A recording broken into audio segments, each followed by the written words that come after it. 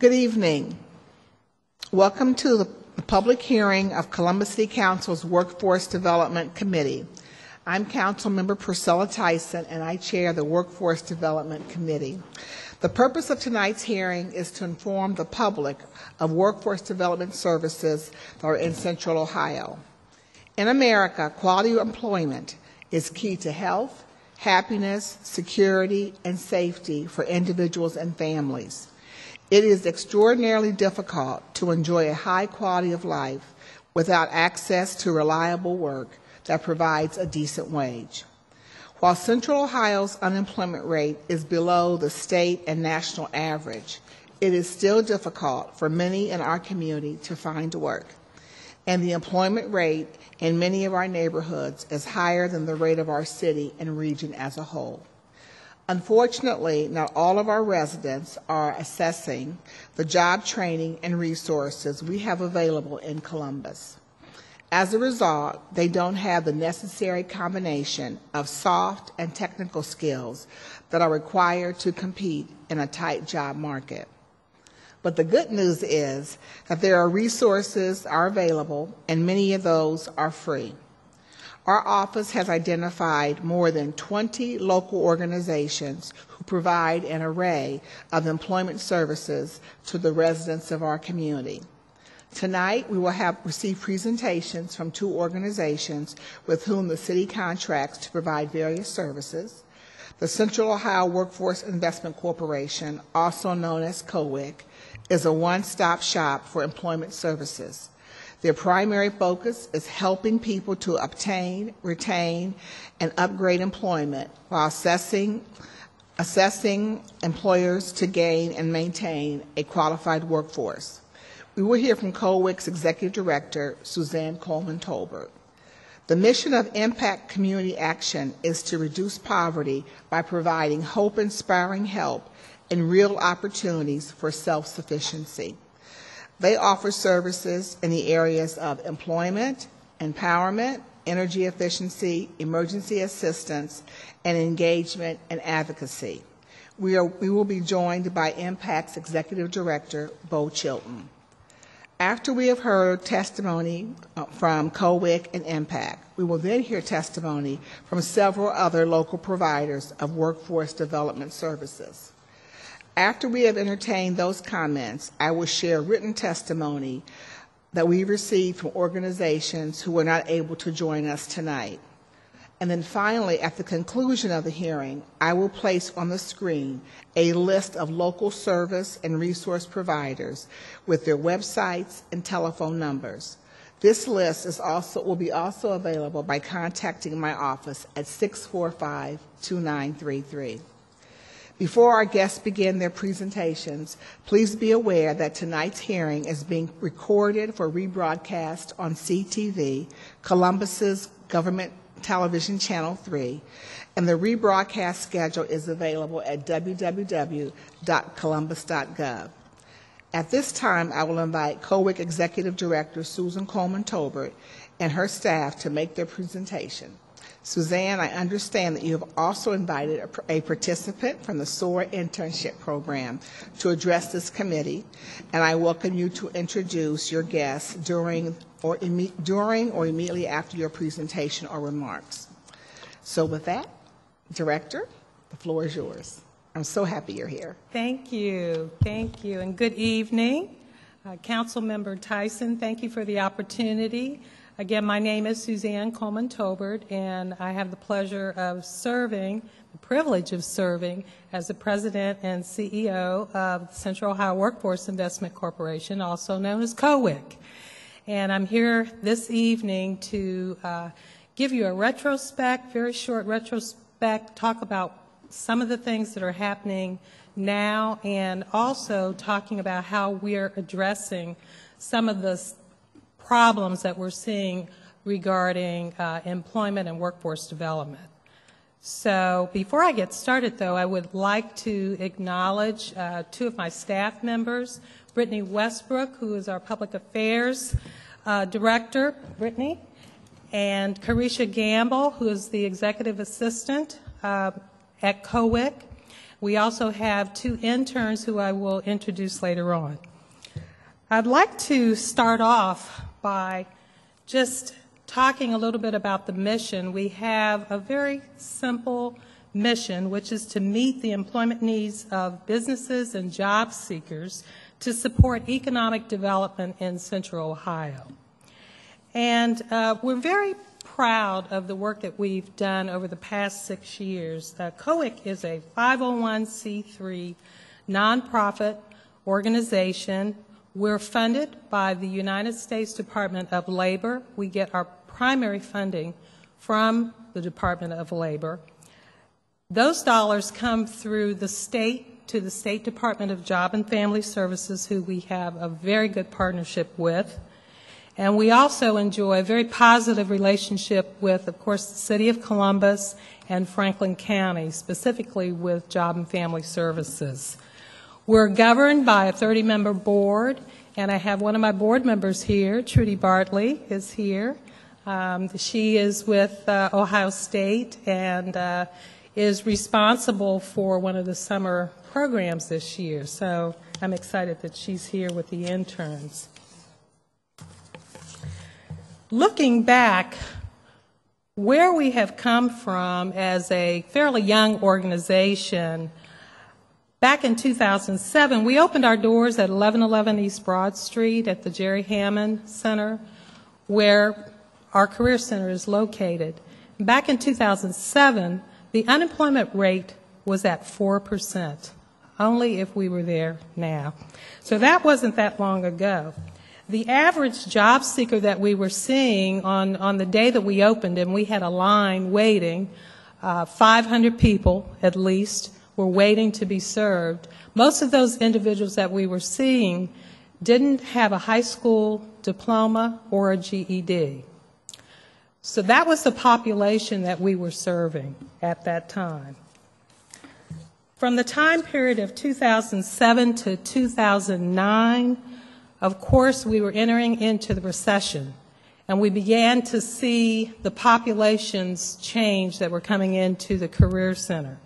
We began to see a lot more mid-management, professional individuals, individuals who had college educations, making at least $35,000 on up, along with those individuals who we still had to serve, who had been chronically unemployed, didn't have a high school education, looking for a GED. We began to see a lot of engineers, a lot of executive directors, CEOs, teachers who were being laid off, airline pilots. That was during the time when NetJets was laying off, and there were some 800 individuals that we had to work with to find jobs for. So I just wanted to give you kind of a snapshot of how quickly things changed and how nimble we had to be to turn on a dime to make sure that the services that we were providing were meeting the needs of everybody, whether we were serving individuals who had been homeless or individuals who had just lost their jobs in a professional or mid-level position. This is a picture of one of our expos. One of the ways that we were able to address the needs, the massive number of individuals that we started to see, not only at COIC but at some of the community-based organizations, was to begin to have a better relationship with the business community and invite them to come out and meet individuals who were unemployed, because we were finding as we went out to talk to the business community that they really didn't have a good idea about what the population looked like, what their profile looked like, what kind of jobs people were having or had that they had lost. So we organized ourselves so we could develop these relationships. This is a picture of an expo that we had down at the main library, where we had over 3,000 people show up, and we had 30 businesses with jobs, not always the top wage jobs, entry-level jobs mainly at that time. But nevertheless, we were able to do that through the stimulus dollars and through dollars that the city and the county and, of course, the Department of Labor had provided to us for our community. We operate a one-stop career center, as I had mentioned, down at the Jerry Hammond Center, and we don't do this alone. Many of our partners are here tonight, and this is a slide that shows the mandatory partners that we work with on a regular basis. We not only provide direct services with job seekers, but we serve as a funder. And one of the things that we do is we work with different organizations and mandatory partners, community-based organizations, to provide funding so that they can have workforce development services in the various communities in Columbus. We're very proud at this point in time not to only have our wonderful site down on Broad Street, but we now have 2 access points and wonderful partners with Jewish Family Services, located on College, and with Goodwill Incorporated. They both have stepped up to the plate and help us meet the need of the ever-growing populations of people that we're seeing. It's very, very diverse populations.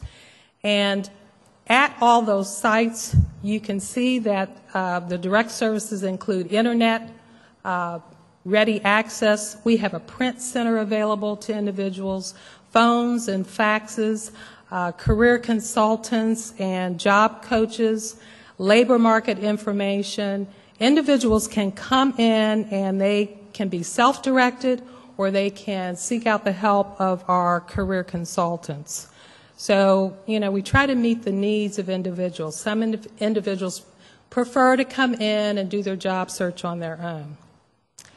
Our Business Solutions Department works very hard with the employer population. We're now partnering closer with the Chamber, with Columbus 2020 and the partnership to really provide a more collaboration and a better effort working with employers. What we were finding is that we were all going out and meeting with employers, and that really doesn't make a whole lot of sense. We all have different relationships with them, and so we're trying to work a lot closer, and I know Andrea Applegate is here tonight. We've got a great relationship with the Chamber. We provide work readiness and job matching, primarily working with the employers. And that entails workshops that people can take advantage of. What we try to do is to prepare people for the new world of work, because the jobs they left are no longer there in many cases. The skill gap for some people is enormous. A lot of people don't know what they don't know. They don't realize until they go out on the interview that their skills may be obsolete. Even though they may have a high school diploma, even though they may have gone to a vocational school or even college, employers are asking for a lot more than what people used to have some time ago. So what we try to do with the dollars that we have is to provide on-the-job trainings, incentives for employers. We actually call it skilling up training. That's more short-term. We encourage people that if they want to continue their education, that they should start with a short-term certificate program, get trained, get into a career pathway, and then continue their education, because employers need, right now, they need employees who have the skill sets that they're looking for. We offer scholarships to individuals. We're the payer of last resort, so they will go through their financial aid process, and then if there are any dollars that they need to pay their tuition, we have dollars to assist them with that, and any other supportive services that individuals need, like uniforms or tools, cab fare, other means of transportation. We work very closely with the individual to make sure that they have that that's not a barrier for them to even show up at an interview. One of the partnerships that we have is with Columbus State, and I know that Nancy Case is here, saw her in the audience. We have a wonderful relationship with Columbus State. They have asked us to partner with them on wonderful training program focusing on logistics. And as you know, Columbus is a hub for logistics, both warehousing and transportation. And we recruit individuals, pre-screen them, and then send them on for the training program. Many of them come out ready to go to work. There's a pool of employers who interview them, and they get employed.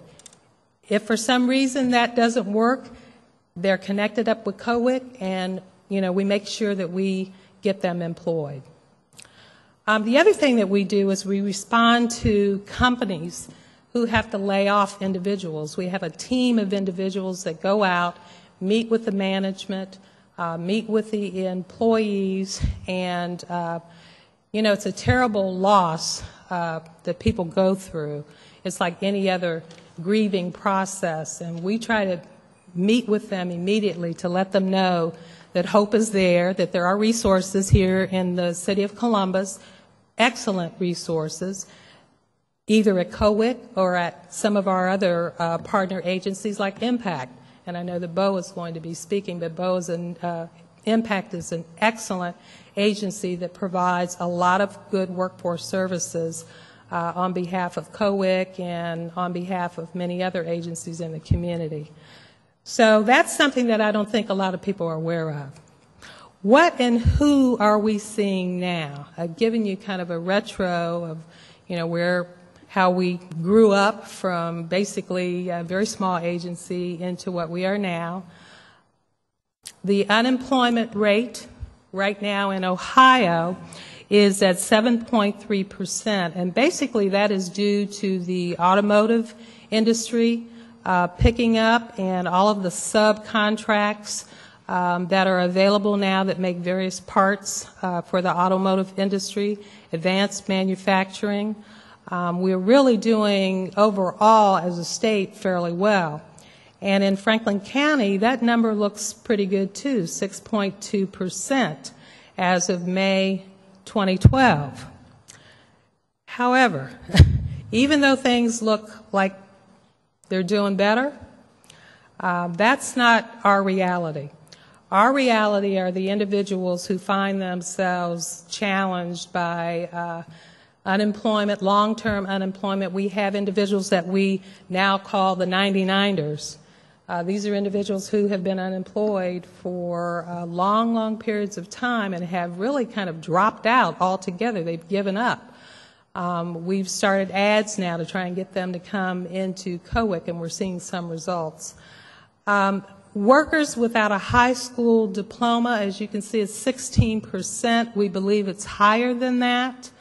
For African Americans, we know that the national rate is 16.9%, but here locally, we mirror that percentage. And depending on what neighborhood you're in, like for instance on the south side, it's as high as 20% unemployment, especially for African American males. And African American males have the most difficulty. They come to COWIC in a disproportionate number, and we're really beginning to focus in on how we can do a better job in reaching out to employers, in getting those males ready to go to work that have been out of work for long periods of time. So it really is a tremendous problem. Our young workers, ages 16 to 19, 23.6%.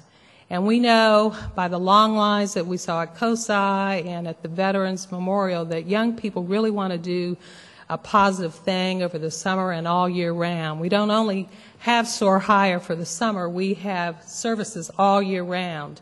And it's really not hard to fill the programs. As a matter of fact, we have to turn some young people away, which, troubles me. I find it very hard to sleep at night when I know that there are young people who really want to go to work. Who we see at COWIC, 20,000 job-seeking customers a year. That's a lot of folks. That's a lot of people. Many of them come in for basic core services, to get a resume, to do their job search on the internet. But many more really do have challenges that they face, challenges and barriers. Our priority population right now are veterans. And the veterans, we know, are underrepresented coming into COWIC, but they have other opportunities in the community. And so we're beginning to reach out to those agencies that are serving veterans and veteran-owned businesses to make sure that we can do a good job to place those individuals who are coming back home from the war. And we know that that number is only going to go up. 28% seniors. Anyone over 50, hello, we're challenged. We're really challenged because, you know, many of us who are seasoned individuals and, you know, have worked for long periods of time have found ourselves, you know, part of the sandwich generation. We have older adults that we're taking care of, and we have our children that we're taking care of, and we're trying to take care of ourselves. We see a lot of seniors, and we have AARP. They have their staff located right in COWIC, and fabulous partner. We're trying to do what we can to get skills that these individuals can take with them, especially in customer service and other kinds of industries that would be appropriate for these individuals who have worked all their lives. Many of them have worked all their lives. 10% people with disabilities. Again, we pride ourselves on partnering with other agencies, but this is a priority population for us, and we have equipment that's been retrofitted to accommodate individuals, people with disabilities, and we're continuing to try and train our staff so we can do a better job with that. And then 20% ex-offenders, and we know that this is a low number. These are individuals who are brave enough to self-report, and if we have an opportunity to work with them long enough, we usually do find out that they have background issues. So here are some other demographics. 59% African Americans, our white population, 31%, our immigrant population and other populations that we see, 10%. 29% of the people that we see at the Career Center have no high school diploma. We have Columbus City Schools staff at the Career Center to provide GED classes, and you know, this is troubling to me as well because the classes are never full. And you know, I know that there are other organizations out there that provide GED, but that's something we're going to work on as a priority. 24% have college or vocational training. 16% have bachelor's or master's degrees. We've had to develop a professional track just for individuals who have higher degrees, and they may not be in the areas that the employers are looking for. So, you know, this is a tremendous blow to individuals who have spent, you know, almost a lifetime going to school. 42% receive public assistance, and this number is growing as well. And the interesting thing about the population, the profile has changed. There are a lot of stereotypes about individuals who are on public assistance. That's anybody now. Any of us, you know, who find ourselves unemployed have to reach out to get some assistance so that we can eat and take care of our families. So that whole profile has changed. Quickly, barriers to employment. The number one problem is transportation. Individuals lose their cars or never had a car. We do provide bus service, but many of the bus lines don't go out to where the jobs are, especially a lot of the logistics jobs and warehousing, and it's a challenge for individuals to try to go to work every day. Nearly 20% of our customers don't have reliable transportation. That's the very first question we ask them. We're working on that. We've pulled together a committee to try and look at that. We're working with MORPC and others, faith-based organizations, to see what we can do about that. CODA. Background issues. Just, I can't believe it. You know, it's we knew a couple of years ago that people were going to be released from prison. We just don't have enough services to, you know, deal with everyone who's coming back to the community. But we're doing the best that we can. We're, as you know, we're setting up a model, the Restoration Academy, which is going extremely well. We're very proud of it, and very proud of our partners who have stepped up. Lack of education and in-demand skills, and I already talked about the fact that many of the skills that people have are obsolete. They're not the skills that employers are looking for. Innovations, Restoration Academy. This was a picture that was taken when we launched the program. As you know, council member, we're almost halfway through the program. It's a 6-month program. We started out with 15 individuals. We could have had 115 or more. And we still have 13 with us, and they're doing extremely well.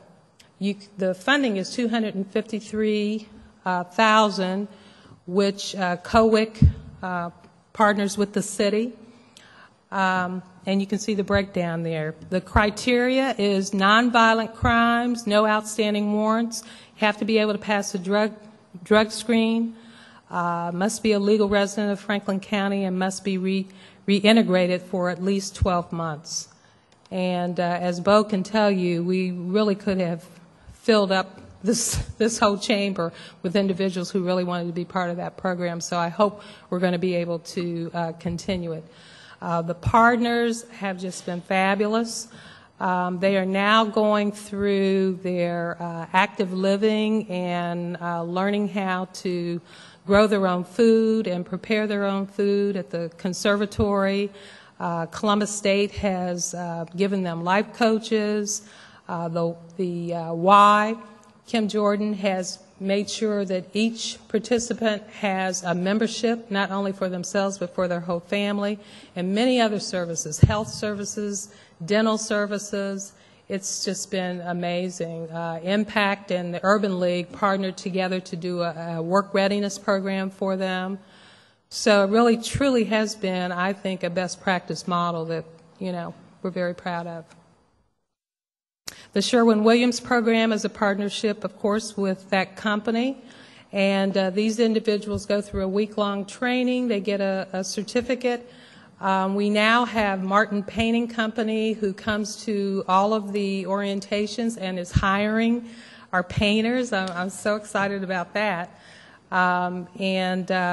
We had one of our female graduates who got a huge contract with OSU, and just very proud of her. So this is a program that also is a best practice, because even though 27 other cities do this, Columbus has done it the best, according to Sherwin-Williams. So we're very proud of it. Soar Higher for the summer. The city just has really stepped up with Soar Higher and continues to support this. From the first year that we did it with T Street, and T is here, and T is back with the kids. And we're very proud of the program. Our goal is to have more than 2,000 paid internships, both represented by funding from the city, support from the county, our own Workforce Investment Act funding, and the private sector has stepped up. We have over 400 openings that businesses are paying for their wages, so very proud of that. This is a breakdown, 94 interns in the city of Columbus. That's why I said the city has really stepped up, 94. 63 young adults hired by public utilities alone, and they have picked up the wages for that. We have 1,202 interns throughout Central Ohio. 210 positions are privately funded. We have 2 more to fill. And we are having ongoing what we're calling match-ups for young people. And the next one is July 25th down at COWIC, 9 a.m. at COWIC. And the public, if there are still young people who want to get engaged with Soar Higher for the summer and year-round, all they have to do is get in touch with us. And so with that, I would like to introduce two of our interns from the Ohio State University, Imani Ashley, who is 16 years old, and she attends Walnut Ridge, working at OSU, and Calvin Broom, 18 years old. He attends Eagles Wings School, which is a charter school, working at the OSU program that, again, is headed up by Trudy Bartley and T Street. So, Imani? Thank you for the lovely introduction. Hello, how are you today? I'm great, thank you. Glad you're here. Me too, thank you. I just wanted to speak a little bit about what we have learned in our program over this summer. First of all, I would love to thank Ms. T Street for the opportunity and everyone who helped me and get me into this position. First thing that I feel we have learned is leadership. Leadership was big in our program because they wanted to show us a different way. We should not be a follower, we should be a leader in our community. And in our families' lives and people who's younger than us, we should lead them. Sometimes we can lead older people also. Our attire for work, they also had taught us and still is teaching us. You know, you should have your dark colors. You should have on your pantsuit or your skirt. For the males, you should have your tie for an interview. You know, they was just teaching us proper grammar also, which is real big because all of us feel we have growing in the grammar area and we still have work to do. Business etiquette was really big also. We have learned that. And I feel business etiquette can influence one's ability to succeed on a job. We feel we should make eye contact. Positive attitude is needed. Shake hands and meet and greet people with a smile. Another big thing that we learned in our program was to work together. Teamwork was very big. Diversity was also big. We should learn about others' culture, and we should not put people down. We should not have judgment on others. We should listen to others, question, persuade, respect, help, share, and participate in everything. We should also talk with one another in our group. We should share our opinions with each other and value what each other say. We go home sometimes and we think about what each other say. We talk to each other. We tell our families about the things that we have learned in our program, which has been a big success. I know my family loves hearing about it. The energizing icebreakers that we do in our program is very fun. We have learned this dance called the banana dance. It's very fun. We do this thing called dexterity check, which is something that we usually do in our program. We cannot do it on the bus because we are around other people, and we are not allowed to do it in the cafeteria. It's inappropriate. Another energizer and icebreaker that we learned was the SYP, How Do You Feel? And we all get up and we sing this song, and that turns out very nice. It's fun to watch our leaders and Miss T Street do the dance. I won't embarrass her. One thing that really stuck out to me that Miss T Street has said was, get out of motion and get in action. The last thing that I would like to say is, when I first joined this program, it was to just get the money. But when I had met Miss T Street, I said I would do this program without the money, because the things that they teach us in this program, we can have for a lifetime. The money comes and goes. Our leaders is really there for us, and they want the best for us. They want to see us succeed, and I am thankful for this opportunity.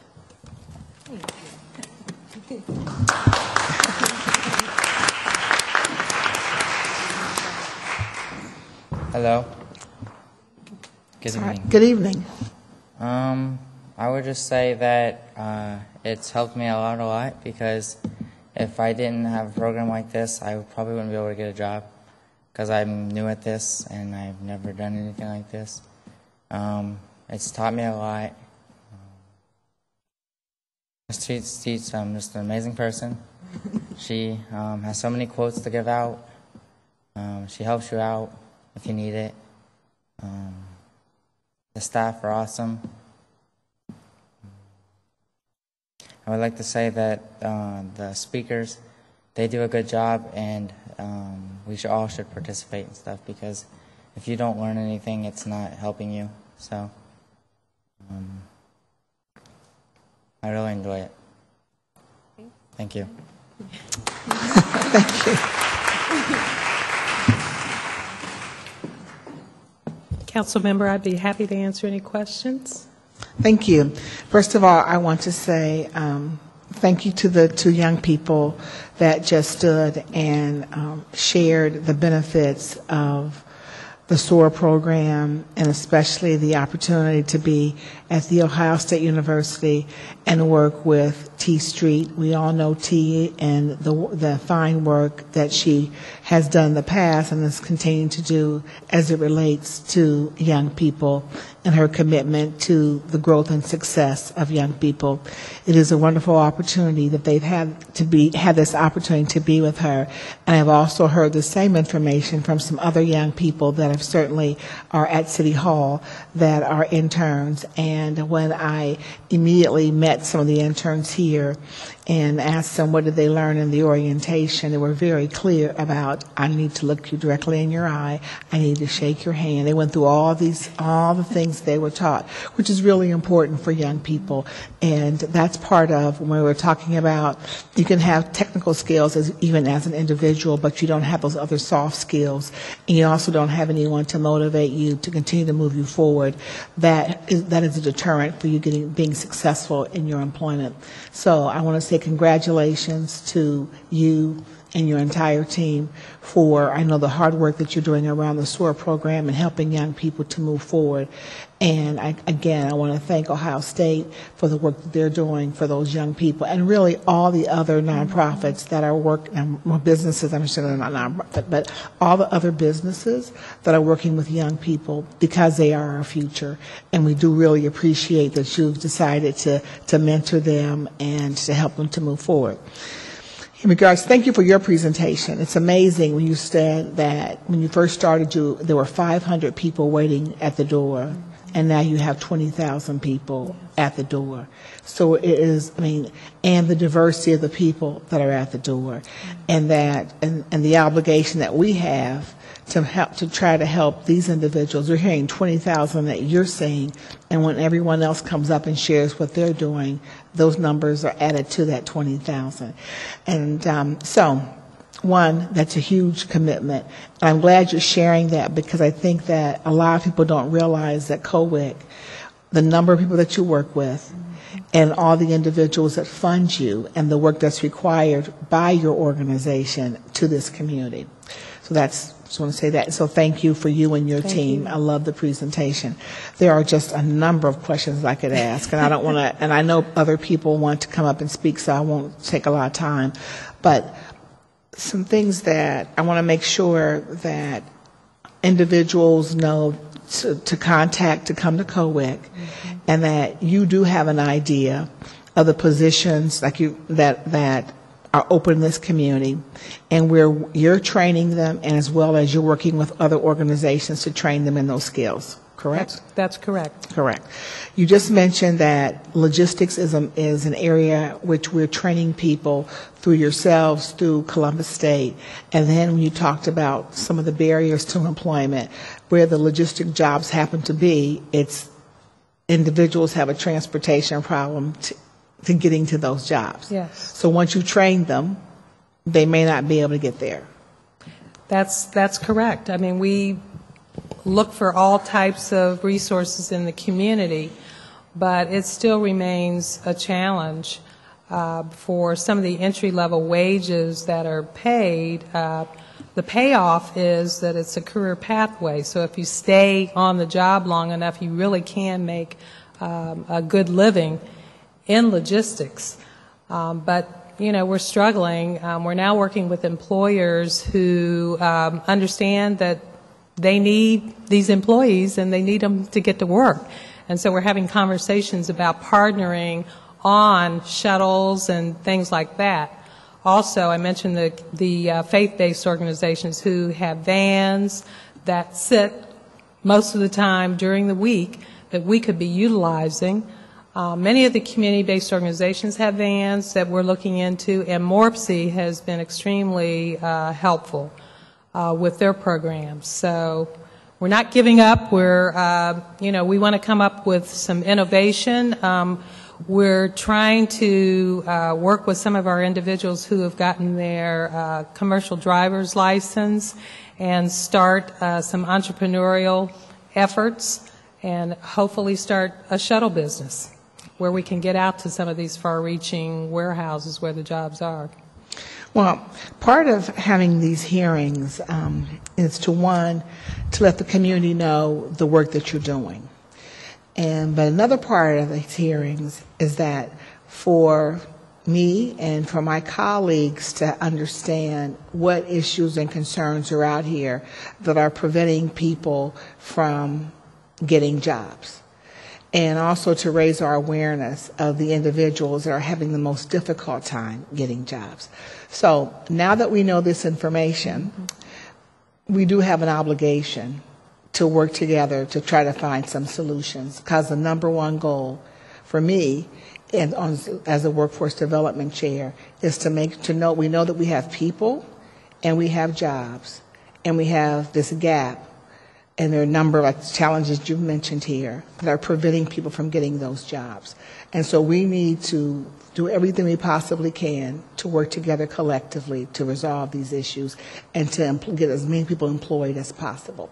So my commitment is that we'll continue to have these discussions regarding what is necessary to move forward. I do congratulate you on some other things, Suzanne, the Restoration Academy. And certainly we're going to have to continue to grow that. We know we have a lot of individuals that are restored citizens that want to take care of their families. The phone's ringing off the hook. I know it. And so we've got to continue to talk about what we can do what we do to work with that. I know a number of you are working in that area too. So what do we do collectively? But I also want people to know that I know we've talked about the issues and concerns, but I want to smile and say, one, you're there. We have an organization, and we need to be positive about all the work that we're doing. Yes, more work has to be done, but you're doing good work. And if you're looking for a job, people need to come to COWIC. You have a staff of people there willing and wanting to work with them. You've done some amazing things this year, Hire 1,000. You've done a lot this year. And so I want people to know if they want to come to you at 1111 East Broad Street. That's correct. And I don't know if you want to give your phone number or just what else would you want to say to the viewing and listening audience? Well, our website is www.cowic.org, and we have various links that they can click on to get to where they need to get to for their particular needs. Our phone number is 559-5052, and someone will answer the phone. There's a prompt, but, it's pretty easy. We're pretty accessible. And our staff is there from 8 o'clock in the morning till late in the evening, and we will do whatever we can do to help people reach their goals. We actually placed over 3,000 individuals in jobs, good paying jobs. We don't look for minimum wage jobs. We look for jobs that have wages that are going to sustain the individual and their family. And that's what we need. And I know you're working closely with the business community. And hopefully through this hearing tonight, we'll hear from a lot of other organizations and what they're doing in workforce development, and collectively seeing what there may be some strengths in one organization that maybe another organization isn't focusing on, and how do we work collectively with all these other organizations that are doing workforce development so that we can move people to other organizations to be able to get the assistance. For example, I see Taikia here who's going to speak, and she works a lot with people with disabilities, and that was an issue that was here. So we collectively, the people that are here and the people who have sent us information, we have to get our arms around this and work with our business community to make sure that individuals are able to be employed and take care of their families. So I thank you for your work. We'll be talking more about your work. And thank you so much for the opportunity. Oh, thank you. Thank you so much. The next organization we're going to hear from will be Bo Chilton, the Executive Director of Impact Community Action Center, and maybe Executive Director, President of these titles, but Bo Chilton, the floor is yours. Thank you, and thank you for this opportunity to present. I wanted to talk a little bit about our thank you to the City of Columbus and for your investment in Impact Community Action. Your investment of just under $100,000 funds our computer literacy / workforce development program. Those dollars are very important because we match them with federal dollars from the Community Service Block Grant to provide workforce development training and computer literacy training to people who are at 125% of poverty. And 125% of poverty, what that looks like is a single person making $13,613 a year. That's $1,100 a month. That's not a lot of money to survive on. And for a family of four, we're talking about $27,938.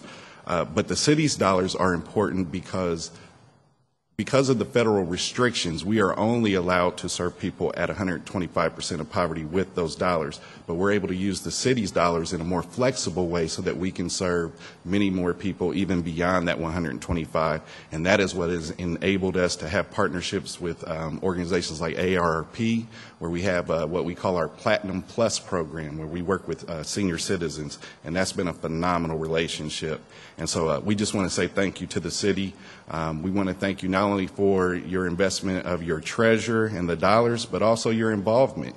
As you know, you were one of our keynote speakers at one of our graduations, and our participants love seeing community leaders come out who really care, and it really gives them that boost of energy. And so we've had several members of City Council and the mayor who have served as keynotes as well. So thank you for that. I also must say a special thank you to COWIC.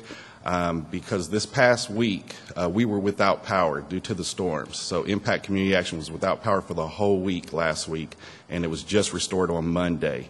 As you know, the temperatures got up to 108 degrees. And, some organizations said, well, we're without power, so we'll just shut down. But I said, at a time like this where we have senior citizens who need us, I said, this is even more reason for us to be out there. We're not going to use the not having power as an excuse to stop serving people. And so we called Suzanne, and I said, Suzanne, can you accommodate us? She opened her doors. We brought in about 10 of our staff members and kept the ball rolling, seeing over 200 people in that week. Helping them get utility assistance. We're providing air conditioners. And I went one night personally at home without any power, and I could not breathe at night. And so I was like, oh my goodness. I said, I can't even imagine what our seniors feel like. And so I was so glad that we had partners like COWIC so that we could keep the programs running. So thank you, Suzanne. Her staff was phenomenal. Thank you both for thinking outside the box, because you could have just said, let me shut the doors and stay home, and you did not. And the other point that you just made is really an important one. We were out without electricity for 4 days, and I certainly know what that's like. And, you hate to go through that experience, but you realize that people, that happens to people, not that the electricity is off, but certainly not having air conditioning and things of that nature in people's homes. So you walked in someone else's shoes, and now that probably, because of that one night, even though you would have thought about it, but you thought, let me make sure that we are open and figure out a creative way. So I thank you for doing that, helping our seniors and our families. Thank you. Great point. Absolutely. Yeah, when you walk in those shoes, you have a different sense of urgency to try and assist people.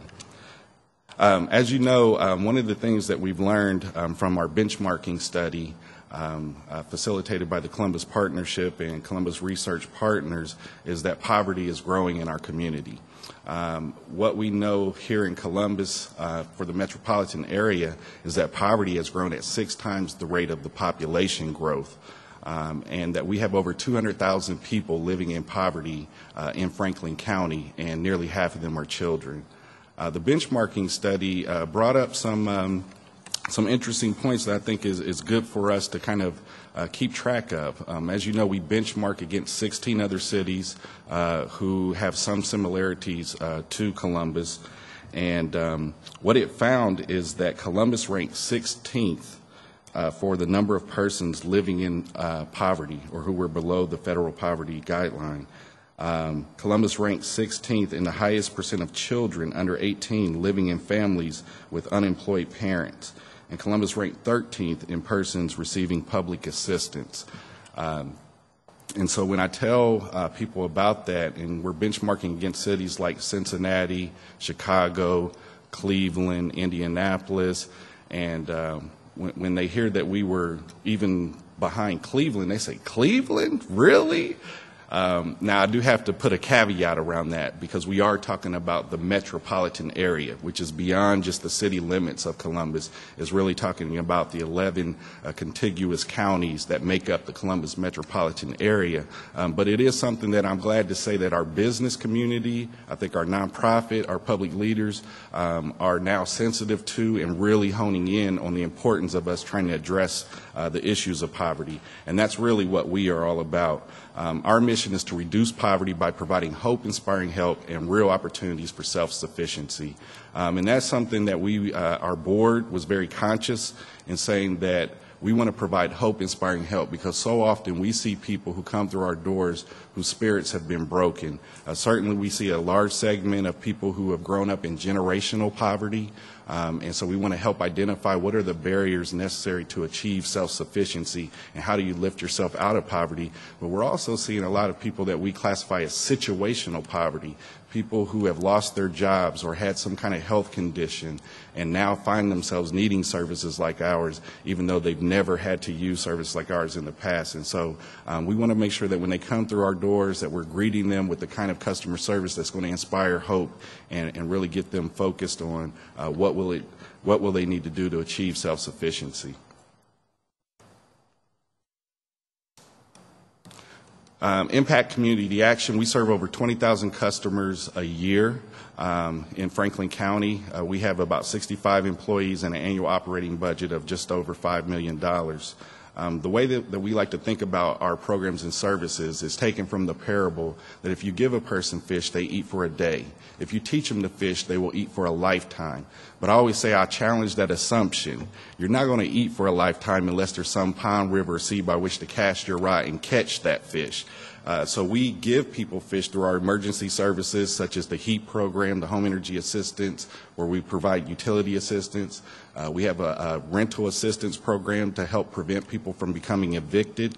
And then we teach people to fish through our empowerment services, like workforce development, computer literacy, financial literacy, and support of self-sufficiency and weatherization, where we'll go in and weatherize people's homes and on average help them save about 30% on their utility bills.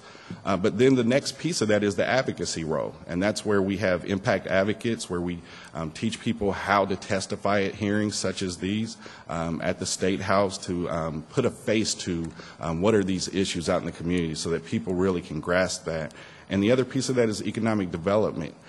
We have several IDA programs, individual development account, where people can save money and start their own business, microenterprise. We'll talk a little bit about that. They can save to go to school, or they can save for home ownership. And so one of the things that we see ourselves, we say at Impact, is we're in the problem-solving business. And so we know that transportation is a major issue. And so we now have a partnership with the Finance Fund. It's called Buy a Car program, where if that individual is able to save about $1,300, they're able to get a 2-to-1 match and then purchase a car for $4,000. And so we have a number of people who are anxious to get started in that program to try and help address the issue of transportation. And there's nothing to say that 2-to-1 match can't be a 3-to-1 or a 4-to-1 match if we have others who say, okay, we want you to get a car that may cost $6,000. And so that may be something that we can explore with some of the other community partners here today. I want to go a little bit further into our workforce development program, and I'm going to turn that over to our workforce development manager, Ms. Amber Scott, who is doing a great job in working with our program participants. Thank you. Thank you both. Good evening, Amber. Good evening. Thank you so much for having me tonight. So I'm going to speak about our workforce development program.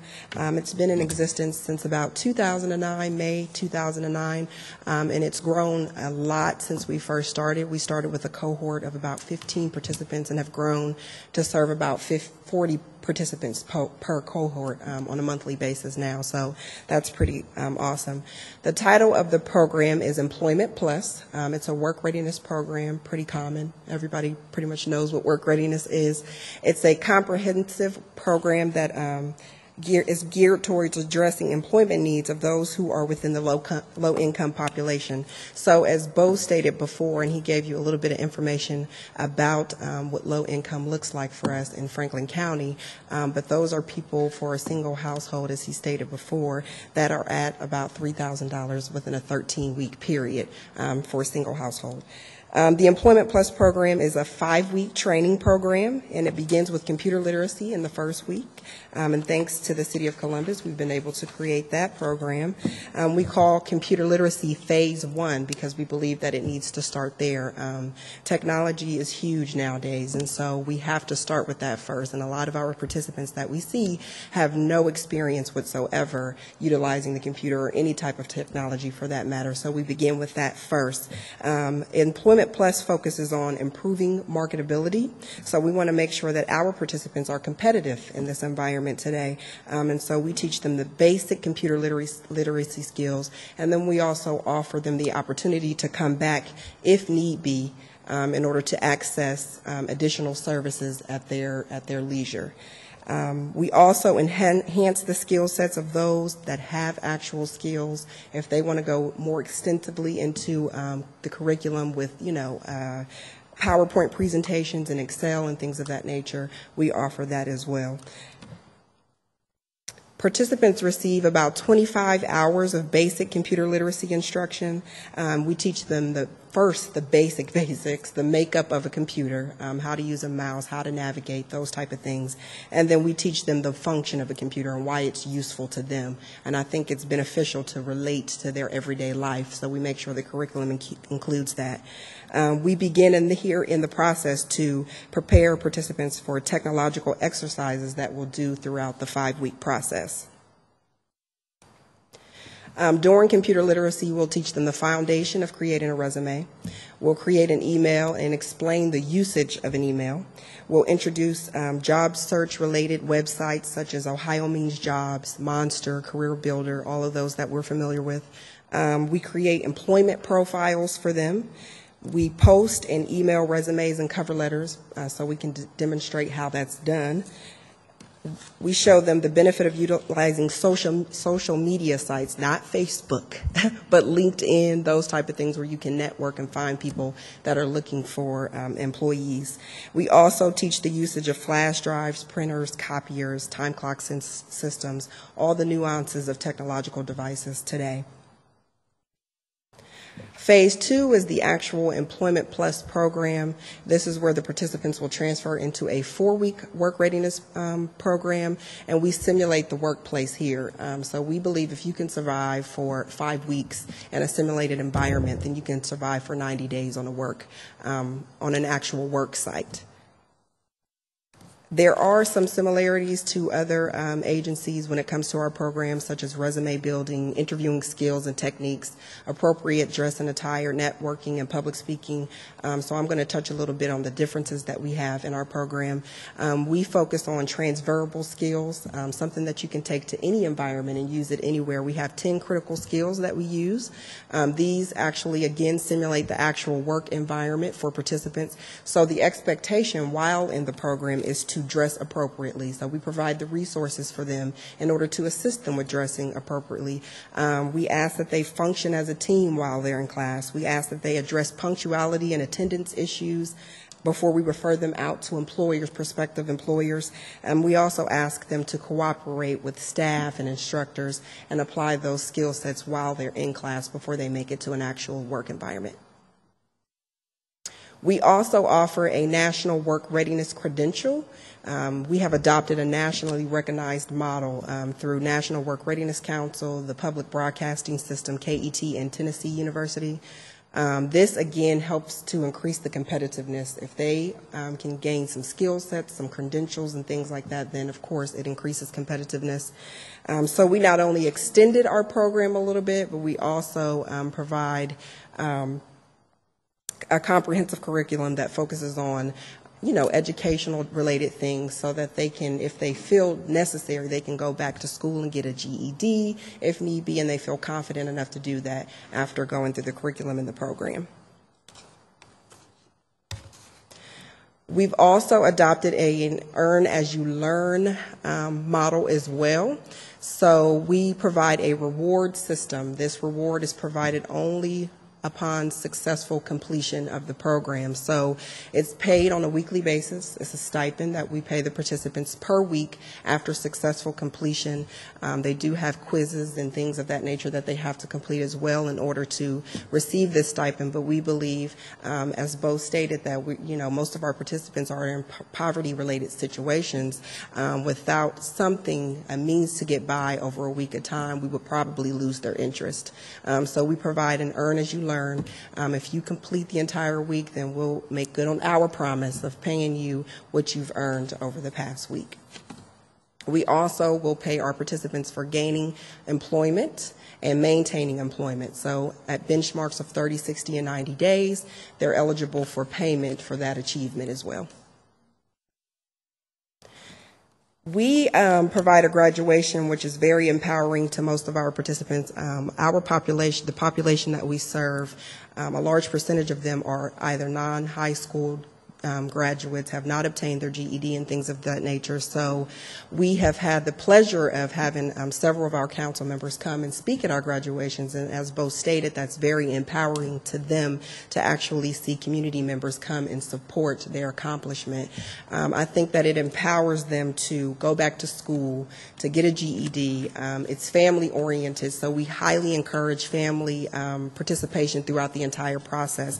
We ask that our participants show their children their accomplishments, to kind of break the cycle and hopefully encourage them to stay in school and do the things that they're supposed to do. It's also a goal completed for a lot of people, and for some participants, they've never completed a goal before, so this is an empowering thing for them. We invite family, friends, community members, and we have a big celebration at the end of graduation.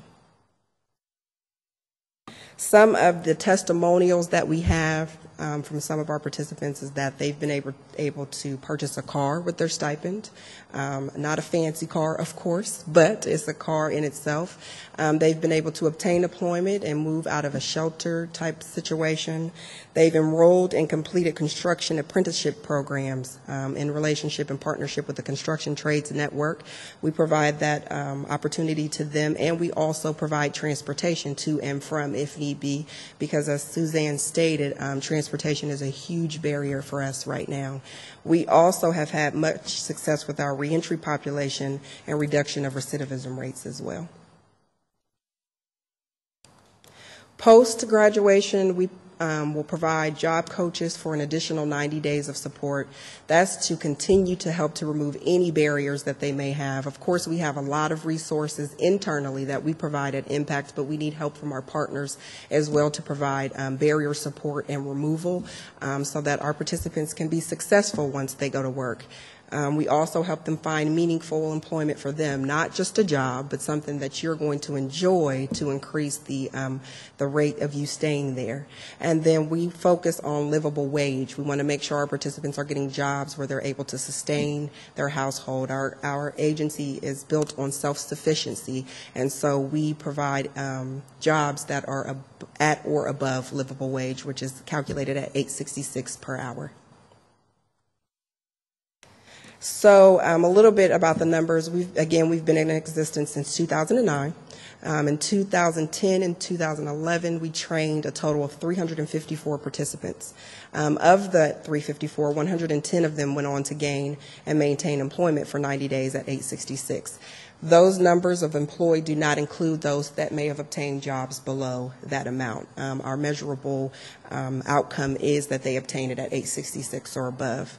We were also able to train Again, the high percentage of people that come through our program do not have GEDs, and so I think it is very beneficial that we were able to train and help 153 participants successfully pass the work readiness credential with each a score of 70 to 100%. Thank you. And I just wanted to conclude by talking about some of the future tweaks for our program. As Amber shared those numbers there, that's one of the ways in which we measure success, and there's a lot of work that we want to do to continue to boost those numbers. For us, we look at a 90-day window, so if someone is not employed within 90 days of graduation, then they're not counted in that number. Certainly, we have a number of people who have obtained employment beyond that, so we got to find a different way to kind of measure our success. And then certainly, and I'm sure many of the workforce development programs can attest to this, these are the people that we have been able to confirm through documentation that they have obtained employment. Some have, and then they go on with their lives, and we may not hear back from them for a little while unless they are in need of our service again. So for the future, one of the things that we're focusing on is making sure that we're following the job trends.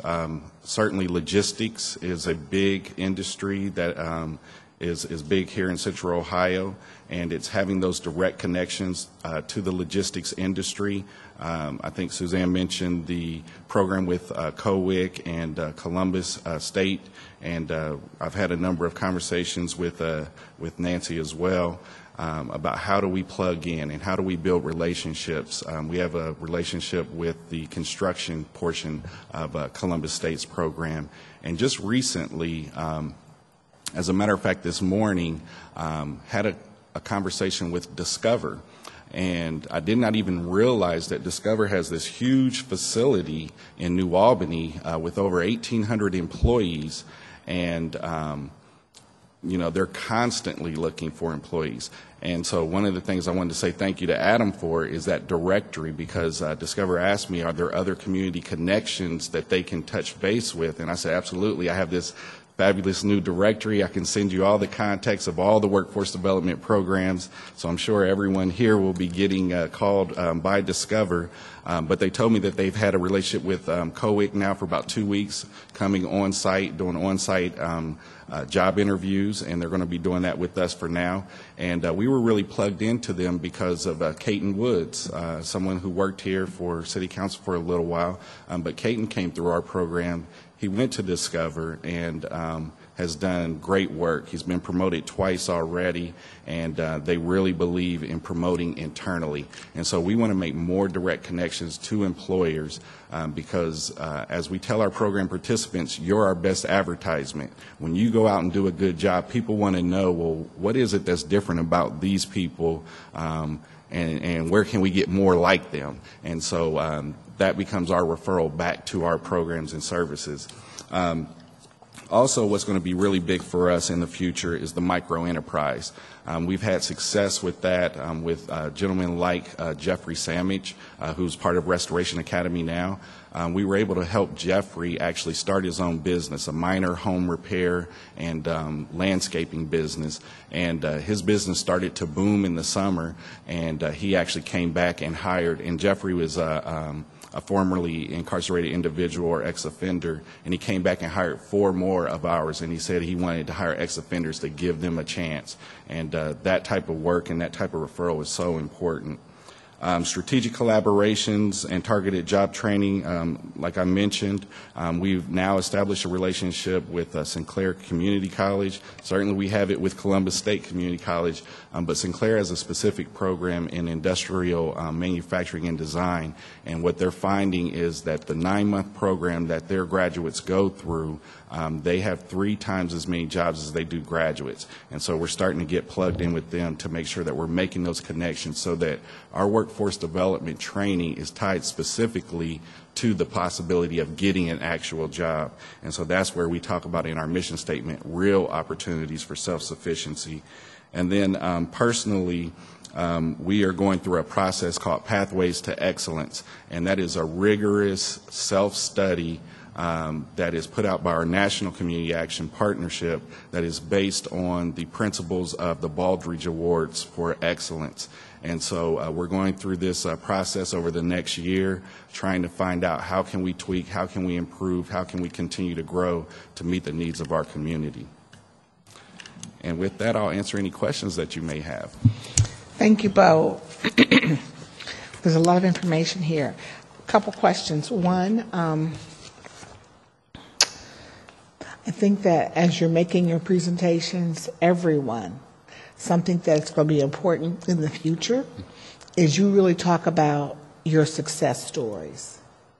And that may even mean bringing people down and so people can see you, because it's great. I mean, you're telling your stories, which are good. But I also want you to share your successes. And in your other presentations, as you continue to make them throughout, you can't do it today, but as you're making presentations in the future, share your successes and bring people who can come and share their stories, because that's what people really get. And a couple things. One, your GED, so number of the individuals that come through impacts programming, they've been able to read, which is amazing, that they've been able to get jobs without having a GED. And that rarely happens. And so that's a plus for you. But also that we're hearing this today, that we know that hopefully once they've gone through your program, and I know when they come out of your program where they are as excited and as motivated as they can be, maybe we should link them to not only Impact, because they have GED openings to help, because we want to make sure that they get this job, but they're getting the skill sets to be able to continue to move up. And that may be through more training, whether it's through Columbus State or other places. St. Clair is great. But they need to probably think about their GED. So how do we link them to Suzanne?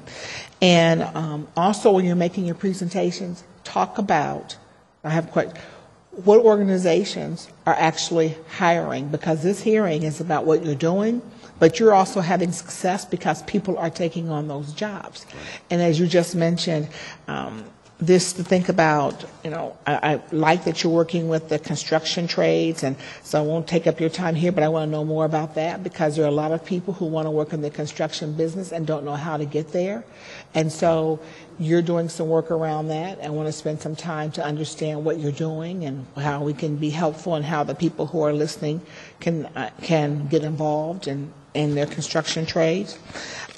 I also, when you're saying, what type of organizations are hiring the individuals that are coming through your program, and you need to talk about that, because that may prompt someone, well, I always wanted to work there, had no idea I could ever work there, but Impact is working with XYZ organizations.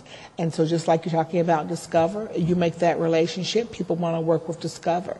I had the opportunity to hear, you were at the luncheon, and so was Suzanne, for, oh my gosh, I want to say, for the recipient, the State House. Alva's House. Alva's House. Yeah, Thank with you. Tim Hortons. And to see that Tim Hortons is hiring ex-offenders, and that's all they want to hire based upon, because they hired some individuals and they saw that they did such a great job, that now is a key component to who they're hiring. And so that's something that I want to hear more about, and who those companies are, and if you want to share any, you can right now. But as we continue to have these hearings and work together, that's the kind of information that we want to get out. I am really excited about St. Clair College, and that you've reached out to them, and there's an opportunity, because the key to workforce development is that people don't want to go through training and not get a job. Mm-hmm. They just don't. Yeah. I mean, it just deflates people. So when you can link a person to a job, that changes their life. And knowing what people are going to be hiring, not only presently but in the future, is key to that. So anyways, I'm just pretty excited, and I love this micro enterprise, because if there's a situation where you cannot get a job but you have an entrepreneurial spirit, then you need to start your own business. That's right. And so you're working on that. I know at council we're focusing on small businesses and from every aspect to try to make sure that individuals can begin to get access to capital, everything that's needed to be able to move their business forward. So I'm excited about what you've presented today. Good. Thank you. And really do look forward to working with you and Amber to however the city can continue to be helpful to you. We want to do that. This whole other program was the last thing I'm so excited about. It is just the car. Buy a car program. Yeah, the buy a car program. So I mean, I looked out in the audience and I saw some heads going, because I mean that's pretty innovative. Just tell me a little bit about that. Yeah, it's actually a program that was started by the Finance Fund and Community Action Agencies across the state, and it's one that we're really excited about. And so PNC and Teresa Salim have shown a lot of interest, and so they're going to be a partner with us in that. And I actually got an idea here today listening to this about one of the micro enterprises that we need to set up for someone is to start their own shuttle business. And so, yeah, I want to connect our Buy a Car program with a micro enterprise IDA so that someone can get a van to transport people. Yeah. Well, thank you. And so if someone wants to contact you, your organization, to get involved in your programs, how will they do that? Yep. Our information is on the screen, 252-2799, or they can reach us on our website at www.impactca.org. And also that will be a good place to see our video, which gives personal testimonies from our customers so that you can hear some of those stories of success. Thank you so much. Thank you.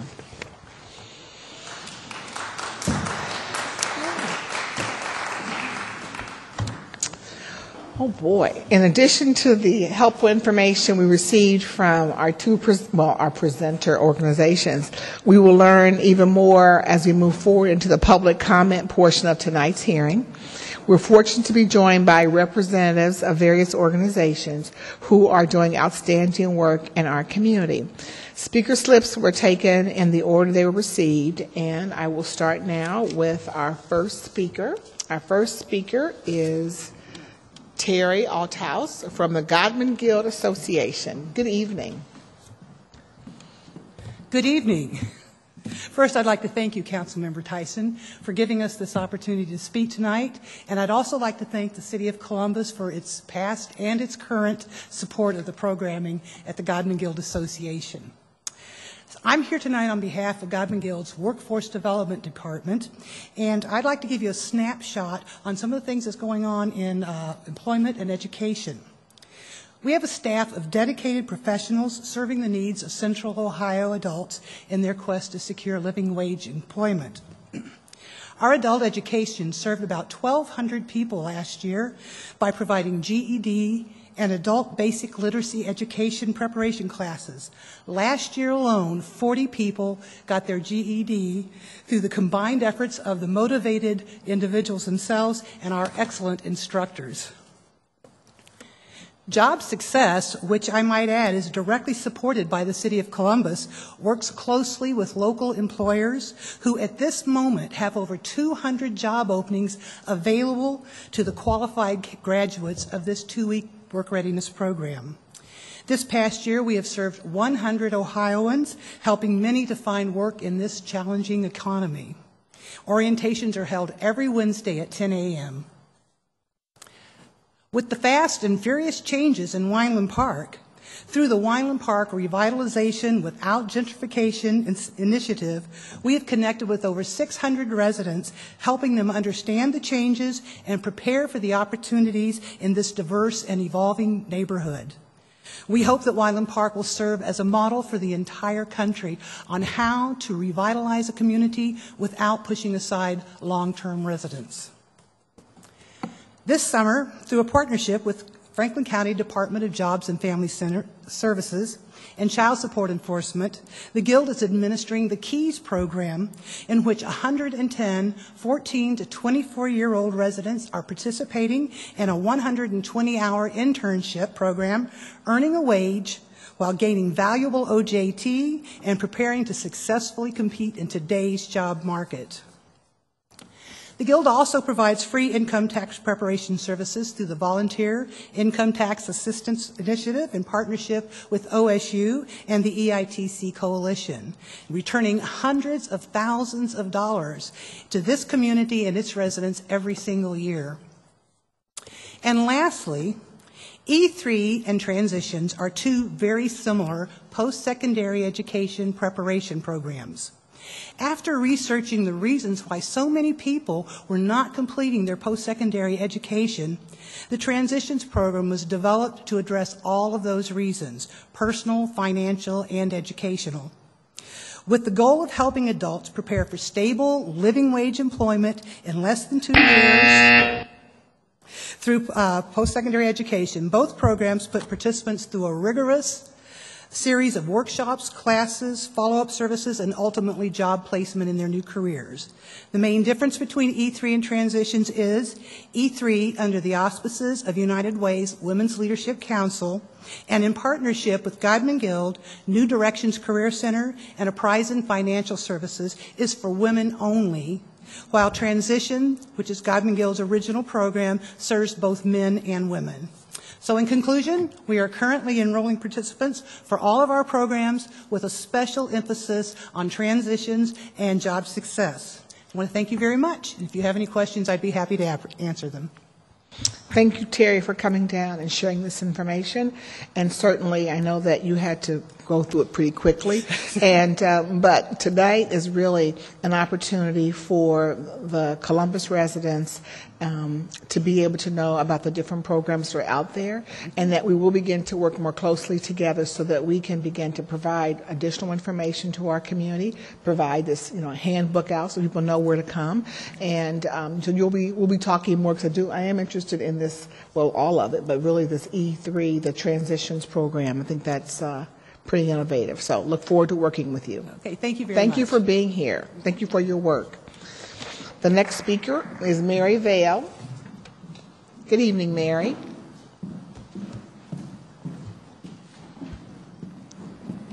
Good evening. Thank you, Madam Chair, for allowing Goodwill Columbus to be here this evening to talk about our workforce development programs. We're excited to share that we've worked really hard to develop partnerships and secure funding to open up our employment programs to as many people in our community as possible. Our partnership with COWIC has allowed Goodwill to be an alternative front door to the One Stop. This means anyone from our community can come to Goodwill Columbus' access point to receive assistance with finding employment. We offer free classes with no eligibility requirements in financial literacy, computer basics, work readiness, and branding yourself in the digital age. If you're a restored citizen or a veteran or an individual with a disability and require more intensive services to remove barriers to employment, services are offered dependent on funding sources. If you don't know whether you're eligible for services, you can contact Goodwill for more information about that. Goodwill also offers a state-tested nurses aid program that has a limited number of scholarships available to pay for tuition costs. This 3-week training program results in certification as an STNA and an entrance into the healthcare field in jobs that typically pay greater than minimum wage. Cost of the training is $399, which includes course book plus $100 for the state test. Recently, Goodwill was awarded funding from United Way to provide services to individuals who have a disability and are currently waiting on the Ohio Rehabilitation Services Commission waiting list. There are currently over 3,000 people with disabilities in Ohio waiting for services to obtain employment. If you are currently on the RSC waiting list and live in Franklin County, you can contact Goodwill Columbus to learn more about how you can receive services right now. Goodwill is also proud to be a partner with the Franklin County Board of Developmental Disabilities and the Ohio Rehabilitation Services Commission for our LifeWorks program. This program assists individuals with developmental disabilities to obtain competitive employment. This is really important as it helps these individuals become independent wage earners and promotes the governor's executive order for Employment First, an initiative that promotes community employment as the preferred options for citizens with developmental disabilities. If you're an individual with a developmental disability and are eligible for services through the Franklin County Board of Developmental Disabilities and are interested in obtaining competitive employment, you can contact your Franklin County Service Coordinator or the Ohio Rehab Services Commission. Finally, as the 6th largest not-for-profit in Central Ohio, Goodwill Columbus employs almost 900 people in our Central Ohio community. We have janitorial and security contracts and a retail business that hires individuals with disabilities and other barriers. We also employ individuals who are trained and interested in working with individuals with disabilities in a variety of settings. Information about any of these programs can be obtained by calling Goodwill Columbus, main number, at 614-294-5181, or through our website at www.goodwillcolumbus.org. Again, thank you for the opportunity for us to share Goodwill Columbus's work in workforce development this evening. Mary, thank you so much, and certainly excited about the Nurses Aid program. And I know you said you don't have a lot of openings, but there are people that are certainly interested in that. They need to contact you. We know that healthcare is an area that is increasingly growing and needs people, so that's great. I'm excited about your work with people with disabilities. And so if anyone who's in the listening and viewing audience that happens to be happens to need work, that has a disability or has a family member with any developmental disabilities, certainly they should be contacting, Goodwill Columbus. I don't know, Takia is going to come and speak too, but there's very few organizations that are focusing in this area, and so I'm so glad that you are, and I'm glad that you're here, and I want to work closely with you to make sure that every individual who wants to work has that opportunity. So thank you so much for coming down this evening. Thank you. You're so welcome. Andrea Applegate, good evening. Good evening. I am afraid of that buzzer. I shall be brief. Thank you for allowing me the opportunity to present tonight. As you've heard, there are many fine organizations in our community providing excellent support to job seekers to help them find employment. And I do not have a specific program to share. Rather, I will explain how I support and supplement the programs of others by being a connector, a convener, and a conduit, and most importantly, by keeping a steady eye on the needs of businesses. My name is Andrea Applegate, and I support the Columbus Chamber and Columbus 2020 on economic development efforts, though from a workforce perspective. I work every day to better understand the workforce needs of local employers and to connect them to information and resources to address their workforce challenges. Over the last 18 months, I have conducted more than 75 one-on-one meetings with local companies. The purpose of these meetings is twofold. First, I help businesses immediately address their specific problems by making them aware of and helping them connect to resources that are already available in our community. Examples of these connections include, hey, have you thought about sourcing candidates at Ohio Means Jobs or columbusinternships.com? Do you know about the training and services offered by organizations like COWIC, Columbus Urban League, COVA, Jewish Family Services, etc.? Have you considered alternative types of workforce like military veterans, people with disabilities, ex-offenders, college students, and the like? Are you aware of all of the great websites and videos to help you promote Columbus to candidates you're recruiting from outside the region? A second purpose of these meetings is to identify themes and trends that are impacting our local businesses. When employers consistently express a common concern, we know that we as a community must move resources to help address that issue. And because of our role in the business community, we, the Columbus Chamber and Columbus 2020, can easily convene groups of employers to collaboratively address broader issues.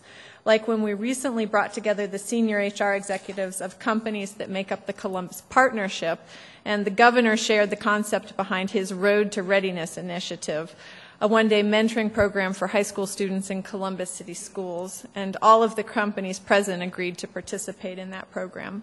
We work collaboratively with our economic development partners across the 11-county Columbus region to attract new businesses and retain existing ones. We engage our workforce partners in the same way. For example, when a new company is considering the area for investment in jobs, we work with a variety of organizations and educational institutions to help assure the businesses that the local workforce supply has the capacity and the skills to meet their needs. As I mentioned earlier, we connect businesses to resources. We also connect resources to the businesses. On an ongoing basis, we make sure our workforce partners are well aware of the themes, trends, concerns, and challenges that businesses are expressing so that they, the providers, can respond accordingly. We are beginning a project with COWIC and others to develop a regional framework for a regional workforce plan. In conclusion, we know through all of our interviews and outreach with companies that workforce tops the list of concerns. Though there are still too many good people out of work, we want to connect employers with the right resources to help them find the right candidates with the right skills for the right job at the right time. Thank you. Thank you, Angie, and certainly I appreciate all the work that you're doing at the Columbus Chamber, as you just mentioned, being a convener, a connector, and and so I appreciate that. I'm glad that you're here today for this hearing and been listening to the presentations. You know a lot of the people that are already out there, but it's certainly good to hear some of the innovations they're working on, and hearing especially some of the areas, some of the individuals in our community that are in greater need of employment, and how hopefully we'll be able to work together with the Chamber to be able to address some of these other needs. So thank you for being here. Appreciate your work and look forward to working with you on workforce development. Very good. Thank you very much. Thank you so much.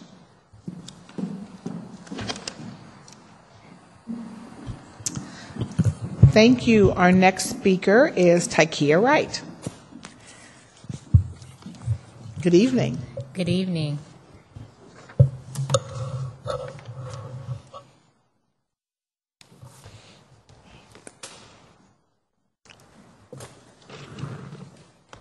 All right. Well, good evening, Councilwoman Tyson. Thank you for inviting me here this evening to share a little bit about what Right Choice is doing this summer and what we've done historically. We are excited to be celebrating our 10th anniversary, our 10th year of impact this year.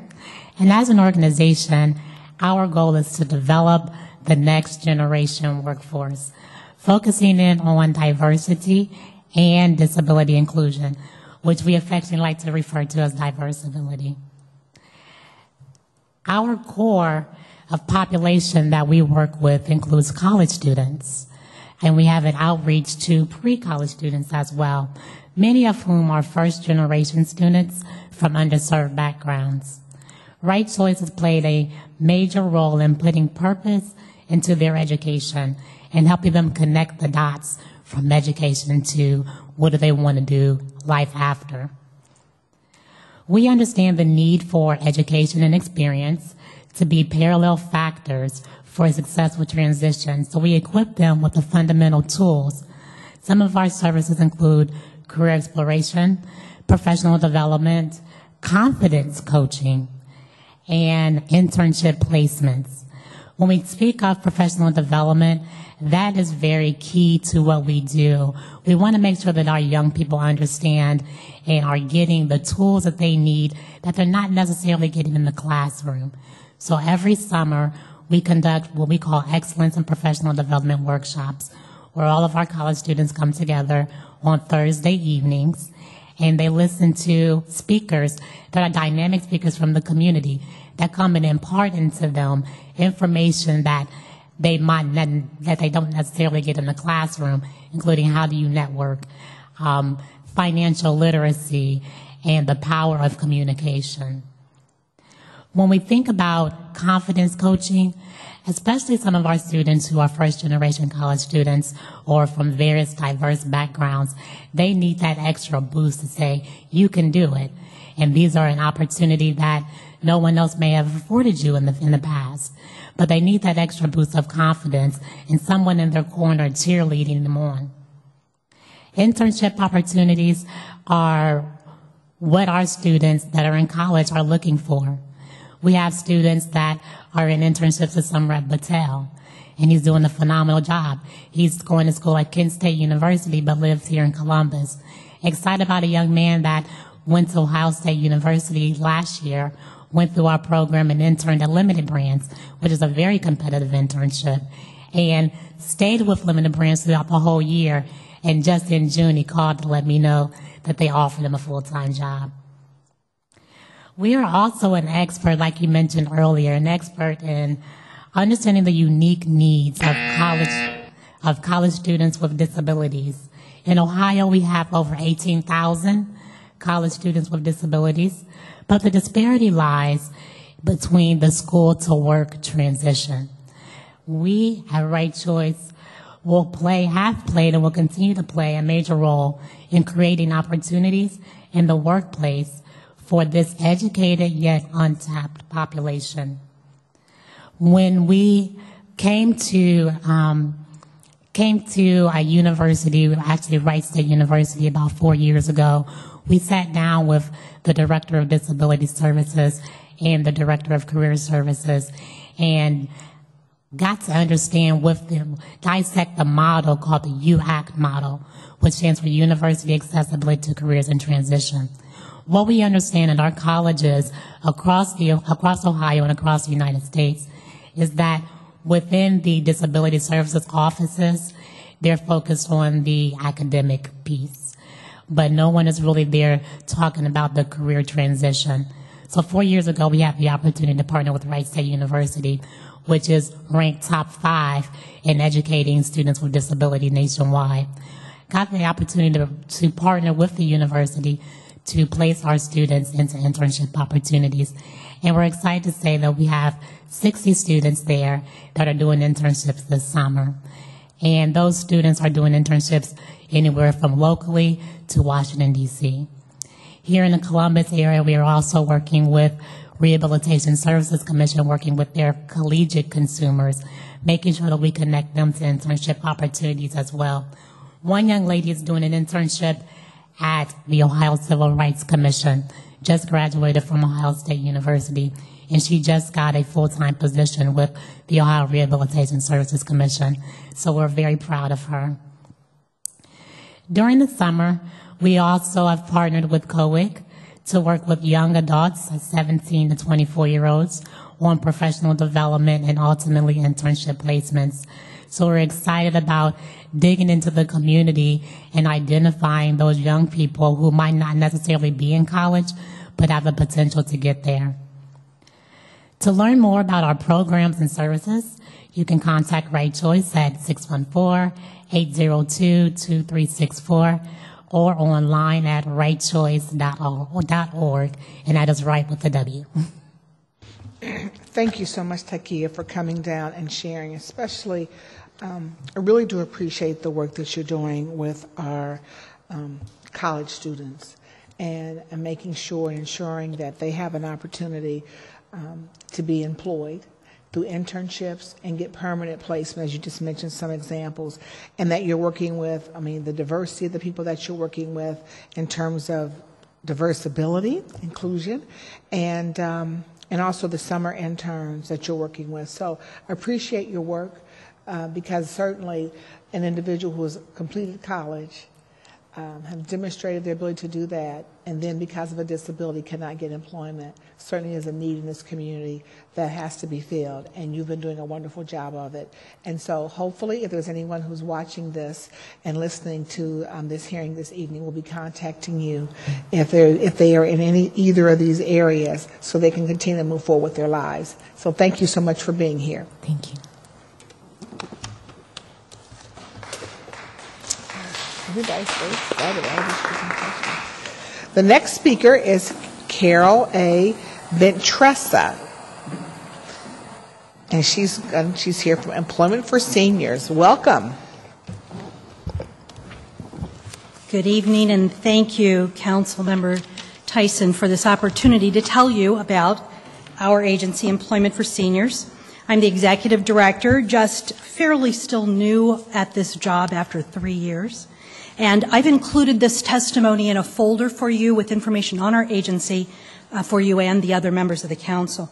I'd like to briefly discuss this evening 3 points. I'd give you an overview of what it is we do, our programs and services, issues facing mature job seekers in today's world, and also services that we have for employers. We are a referral service, and we provide information and career assistance to those in our Central Ohio community who are 50 years of age and older. Our services are free to both our clients and to our employers, and we don't, the only requirement is the age requirement. We don't look at background, education levels, we don't do income eligibility, so that our doors are fairly open to anyone who is 50 years of age and older. Our main goal, however, is to be an advocate. We want to make sure that we can empower our senior job seekers to reach their ultimate employment potential by working with employers in our community to let them know about our highly talented clients and to post their jobs with us. We were founded in 1972, and 40 years ago, Employment for Seniors was trying to help individuals who needed just a little bit of extra money to supplement their Social Security. So 40 years later, we are celebrating our anniversary this year, but it's critical. Our seniors need jobs. They have lost their retirement savings. They have increased health care costs. They've lost benefits, health care benefits. They're forced into early retirements, and there's ageism in the marketplace. All those major barriers, and they need as much assistance as they can get. Last year, we served 1,100 new clients. 42% were over the age of 60. And we have about 3,000 current clients that we remain in contact with who are unemployed, underemployed, or needing better opportunities with those health care benefits. What we're trying to do is to give our clients an even playing field by working with those employers directly and giving them free services and free job postings. Also in 2011, we provided 5,000 job referrals, we posted 481 jobs, and we gave out nearly 6,000 additional units of service. We also hold the annual Senior Career Expo, which we had 600 participants and 22 career workshops given by many of the agencies who have been here this evening who have helped us by providing expert speakers. We also are in a new program with the Columbus Foundation helping those who are 65 and over. Over the past 40 years, we've helped 27,000 mature job seekers, posted 15,000 jobs, and 10,000 people have reported that they've found employment. You will find in your packet a copy of an article from Business First that was published June 15th, and that gives not only a testimonial on our work with an employer, but also one of our wonderful stories about one of our successes. But one other thing that I wanted to mention to you, in May of this year, the New York Times reported that because unemployment for seniors has been so hard, and it is 30% of those over 50 who are not able to find jobs are likely not going to find jobs, there's also been an increase in the death rate, and much because of suicide. And it's an issue that's really not been brought up in any other forum, but that possibly it would be something that we would want to watch here in our community. Thank you very much for this opportunity. It was very good to meet with you, and I'd be happy to help again in the future. Thank you. Just looking at, first of all, thank you for being here and sharing certainly the needs of our seniors. This is interesting. We've talked about seniors with their issues. Obviously, we hear a lot about the college students not having employment. We've heard about people that have disabilities. We've heard a little bit about the African American males. I mean, this issue of employment is certainly one that crosses every single person. Mm-hmm. And but I'm excited the work that you're doing with seniors, and I see that you have the 2012 Senior Career Expo will be held at Ohio Dominican University's Griffin Center on October the 15th. Yes. So we will continue to announce that here at City Council. And just I can't wait to read this entire document that you have shared regarding employment of seniors. And I don't think that people probably have talked about that much. If you listen on the news, it's not or you do see some of it on the news, and you understand why people have to go back to work because of the comments that you made earlier. So we want to continue to work with you and figure out ways we can all work together to help our seniors to be able to be employed. So thank you for coming down and sharing. And again, I think I'll share a little bit later at the end of the hearing, I'll give out your address and your phone number so people can contact you. www.employseniors.org, and it's 614-863-1219. And you are having success. And we are having success, yes. That's exactly right. We don't want people to watch this hearing and feel No. doom and gloom. No, that no. you guys are doing great work, Yes. and you're having success. And we just need to continue to do more. So Yeah, we are. thank you so very much. much. Thank you. Thank you. Our next speaker is Margaret Rambert from Sisters of Empowerment. Good evening. Good evening, and thank you for having us here this evening. I am Margaret Rembert. I'm with Sisters of Empowerment. And Sisters of Empowerment is a nonprofit, community-based service where we are educating and training primarily low and moderate income women. We train them to improve their economic and position through a program that we call Power Up. Our services are to promote not only job readiness, but financial stability, and also to instruct them in basic life skills. This is to develop with them self-sufficiency and to empower the total person. The Power Up program, which consists of these three different components, the job readiness, the practical life skills, and the financial, is to empower the total person because they all work together to make that person successful. Let's start with financial empowerment, which of course is just offering training in money strategy, budgeting, and in taking control of their finances. And then quickly we move into our practical skills, which covers wise shopping, nutrition, healthcare, beauty tips, organizational skills, time management, etc. But I'm here today to, of course, focus upon the job readiness portion of our program. So as we focus on that, it is well documented that students' learning and their ability to develop increases as they come into small group training.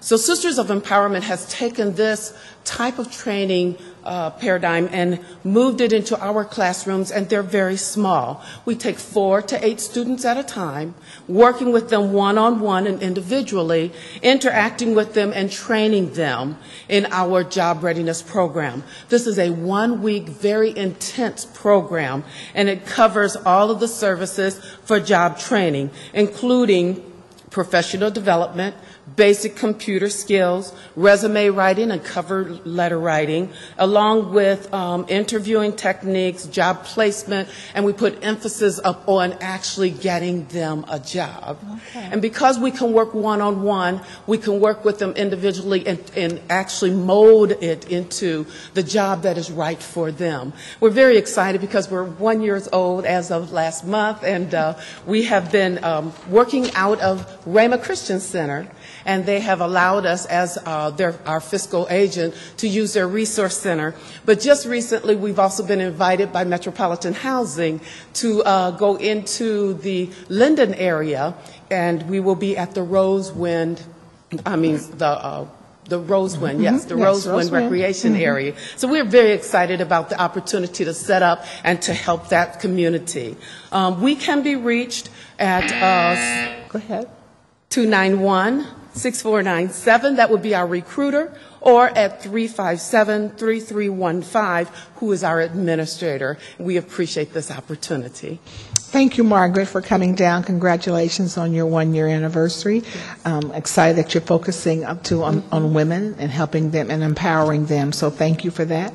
And certainly now that your relationship with Columbus Metropolitan Housing and working with the Rosewind community. Yes. So thank you. We look forward to our continued relationship. All right. Thank you. Thank you so much. The next speaker is Gloria Iannucci. I don't know if I'm saying it correct. Thank you. Thank you. Good evening. Good evening. Good evening, and thank you for inviting Albus House to participate in this hearing. I'm Gloria Iannucci, the Associate Vice President of Communications, and I'm just here on behalf of Denise Robinson, who regrets not being able to be here in person. Albus House is a nonprofit human services agency that was founded in 1967 with the goal of helping individuals learn new skills and behaviors in order to become contributing members of the community. Albus House provides residential and non-residential community corrections services. The majority of our workforce development services are provided at the Columbus Community Reentry Center at 1991 Bryden Road. The Alvis House Reentry Center serves about 1,000 individuals a year who are facing barriers to employment as a result of being involved in the criminal justice system. Services at the center include a welcome orientation, assessment, case management, intensive job readiness training, GED preparation instruction, and job retention support services. The need for such services is overwhelming. Of the community-based clients served by Alvis House in 2011, 43% did not have a high school education, and 1/3 did not have employment experience. In 2010, nearly 2,000 offenders were released from Ohio prisons to Franklin County. Statistics show that when they went to prison, 49% were unemployed, and 44% had less than a high school education. And those numbers don't even include those on probation in Franklin County or the individuals in the Franklin County Jail. The benefits of providing such services are unquestionable. Studies have shown that intensive services in employment and case management can result in a 34 to 50% reduction in recidivism. The Alvis House HIRE, which stands for Help in Reentry Employment Education Program, is nationally recognized for its success in helping ex-offenders reenter the workforce. More than a job readiness program, HIRE is designed to not only find participants a job, but a long-term career path. The HIRE program is comprised of 3 sessions to help clients jumpstart their job search process, conduct a successful job search, retain their employment, and ultimately improve their chances of successful reentry. The curriculum of HIRE's intensive job search, it includes a wide variety of job-related topics such as setting employment goals, adaptive transferable skills, reviewing the job market, resumes, applications, interviews, and specifically how to address the conviction question, career assessment, network, employer expectations, safety in the workplace, and life skills such as navigating the public transportation system and how to obtain other benefits. After completing training, clients initiate their job search and take advantage of the resources available at the Reentry Center, including job listings, career information, computers and internet access, phones, fax and copy machines, GED training materials, access to life skills improvement programs, and community resource information. We also have the centers open Monday through Friday from 8:30 a.m. to 5 p.m., and GED classes are offered Monday through Thursday evenings from 5 to 7. Ongoing support is a very important component of the program. We've found that individuals don't have much success in retaining a job without, especially with that limited job experience, without the individual support and ongoing case management services. It also helps with when we talk to employers to recruit employer involvement, to say that we'll have an ongoing presence in working through issues that may come up with that individual's employment. For people involved in the criminal justice system, education offers a path to increased employment, reduced recidivism, and improved quality of life. Studies have shown that an investment in academic education of $962 can save $5,306 in future criminal justice costs. In conclusion, many people do not understand the reason why workforce development programs are so important to our whole community and question an investment in people who have become involved in the criminal justice system. Clients served by Alvis House and by similar programs are in every segment of every community, and their successful reentry or lack of successful reentry into the community affects all of us. At Alvis House, we're proud to be an agent of change. We know that the services we provide have been proven to reduce the risk that an individual will return to the criminal justice system and will return successfully to become a productive member of our community. Information about the Alvis House Community Reentry Center can be found at our website, www.alvishouse.org, or by calling 614-252-8402, or by emailing info@alvishouse.org. Thank you very much. Thank you, Gloria. I have a couple questions. First of all, how does a person get involved with the Alvis House? Do they apply? Like you mentioned, you just gave some information, but is it a referral, or just anyone who's an ex-offender can go on your website, apply, come over? How does it work?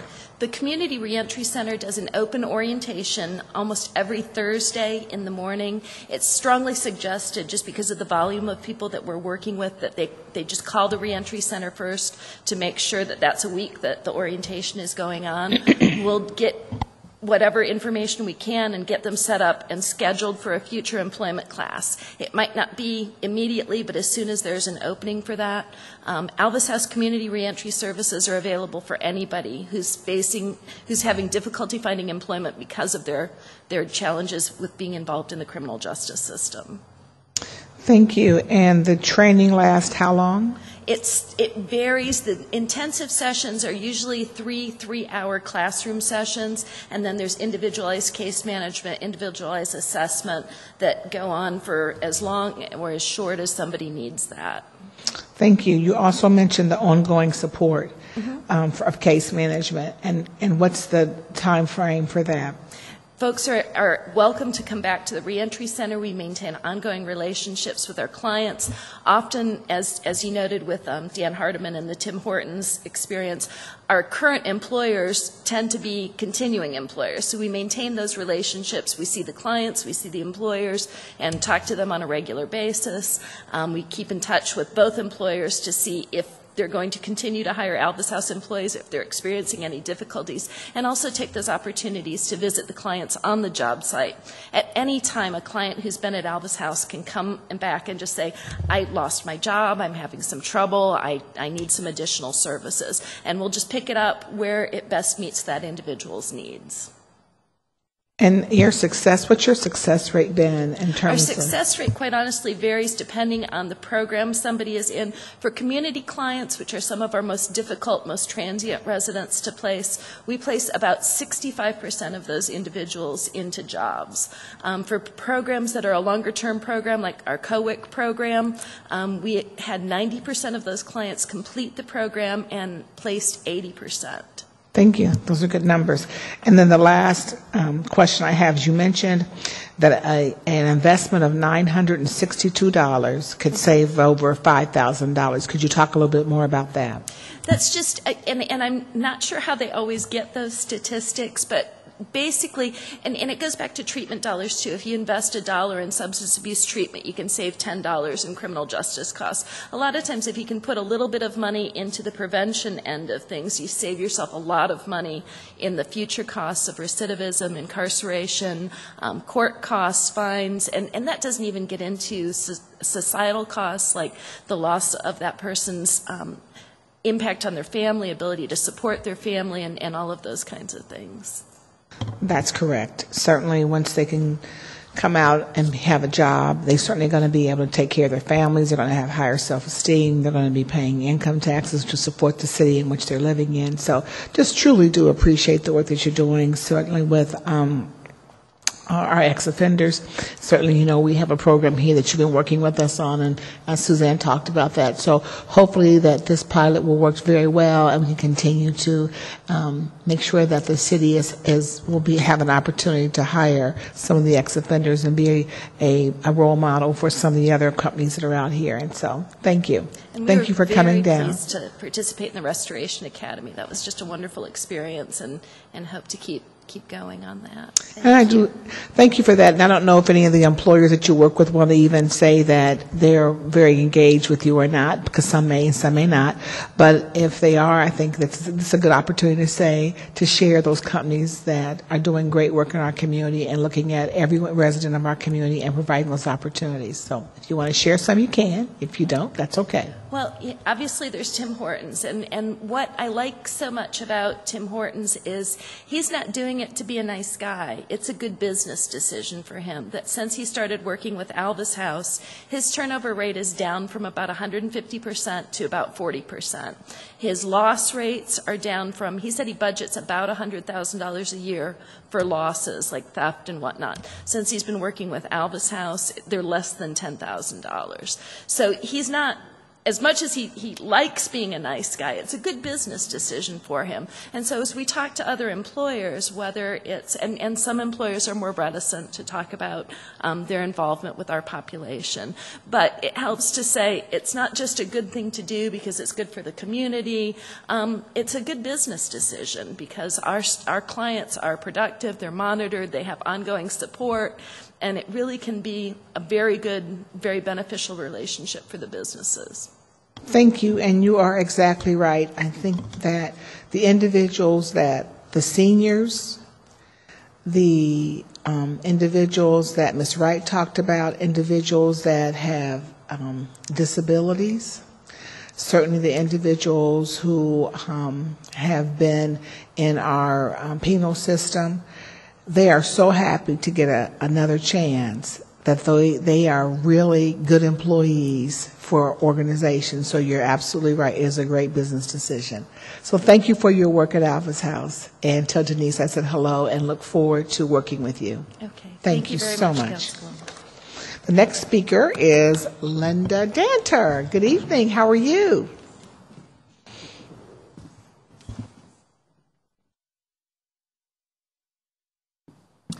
I'm great, and it's good to see you again. Thank you so much, Councilmember Tyson, for this opportunity. I am here representing as the Executive Director of New Directions Career Center, representing our organization. Our mission is to empower women in transition to achieve and maintain economic self-sufficiency, and we do that through our career and employment-related programs, as you know. We have been around for 32 years, and we have a signature program that has been with us all that time. It's a 4-week program called New Directions, which the city helps to support.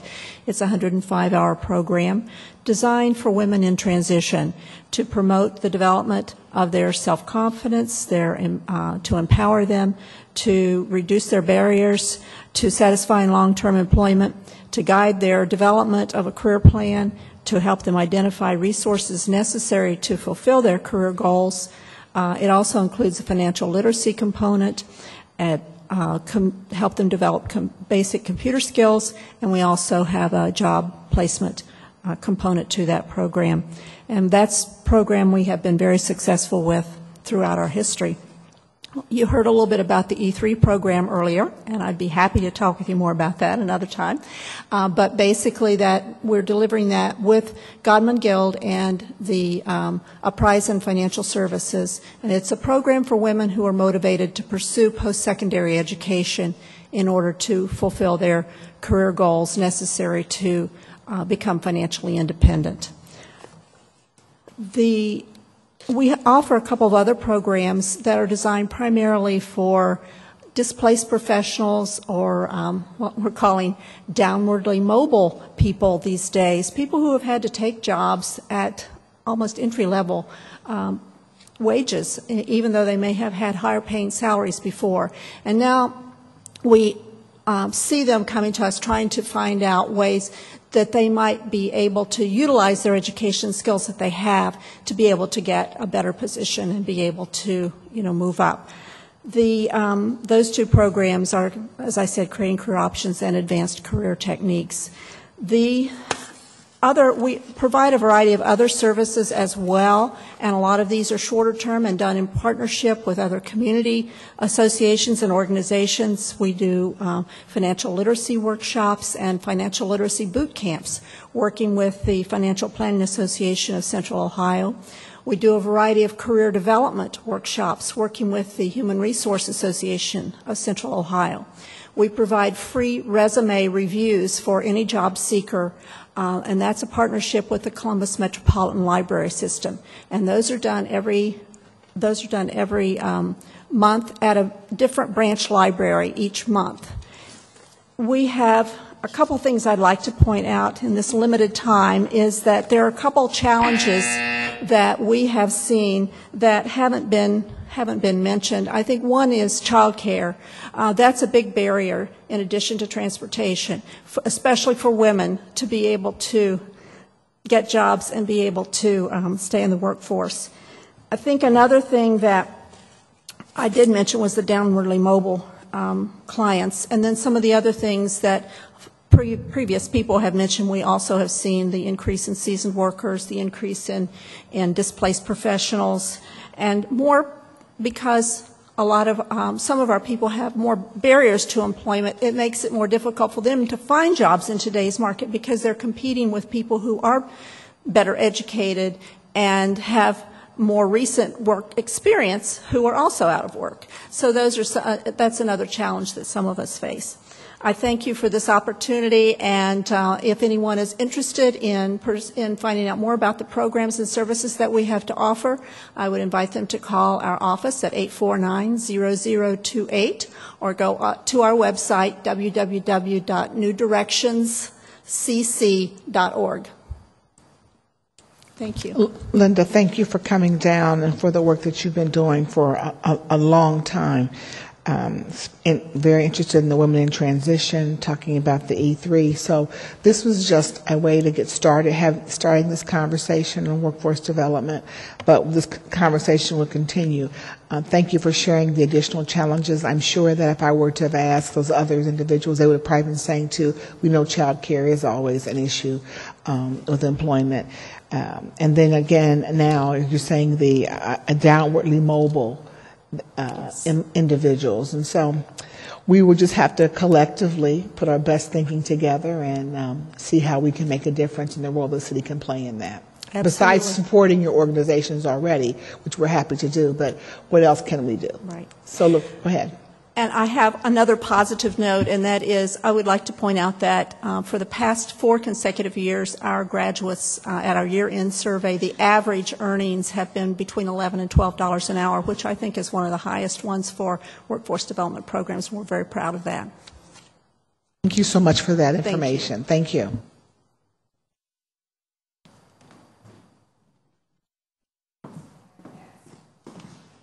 Our next and final speaker, is Cheryl Hay. Good evening, Cheryl. Hi, how are you? Thank you.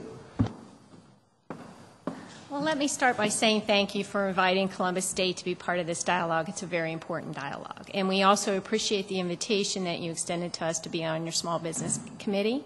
64% of the new jobs in the last 16 years have been provided by small businesses, so it's really important that we pay attention to that community.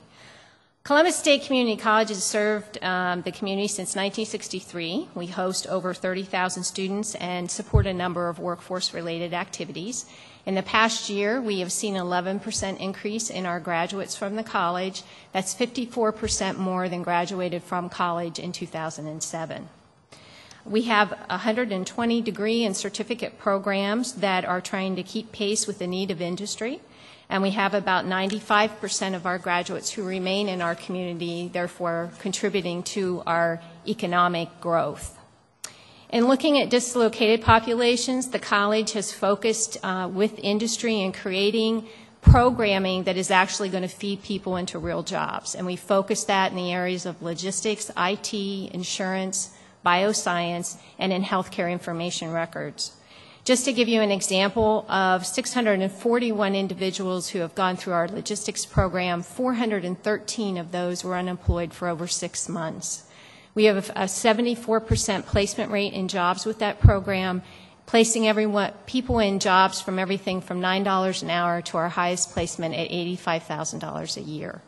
And I think it's interesting to note that 214 of those individuals had a bachelor's degree, and 29 of those individuals had a master's degree, and they came to the college to take a 3-week retraining program to secure employment. So the face of unemployment today looks like everyone in this room. We also have a small business development center that is focused on the entrepreneurial community. They have facilitated in the past year over $5 million in financing, and they have helped retain or create over 653 jobs in the community.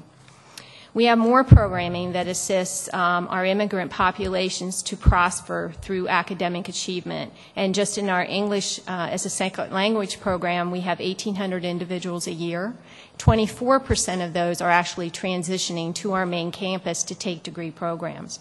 We also work with Columbus 2020 in meeting with businesses that are looking to set down in the community or the region, and I'm happy to report that last week we met with 3 businesses who are looking to come to our community and provide jobs. So I hope we get them here. But given the pressing needs in the workforce, collaboration is imperative for the community college, and we welcome the opportunity to work with you and with our community partners. The development of human potential is what the community college does, so we appreciate the chance to be here. So thank you. Thank you, Cheryl. And the community college plays such a vital role in our community in terms of workforce development. And I look forward to working more closely with you and certainly getting more information. I'm just really intrigued because by the areas that you're focusing on, and you just mentioned just the numbers with logistics and having a 74% placement rate is pretty phenomenal. And the key is that you're able to, by giving this 3-week course, people are able to take care of their families based upon the salary range that you just shared with us. And so I look forward to working with you. I mean, I appreciate that work you're doing with the immigrants, the Small Business Development Center. I mean, obviously Columbus State, as you can see, Columbus State, right? Because I'm thinking, used to be.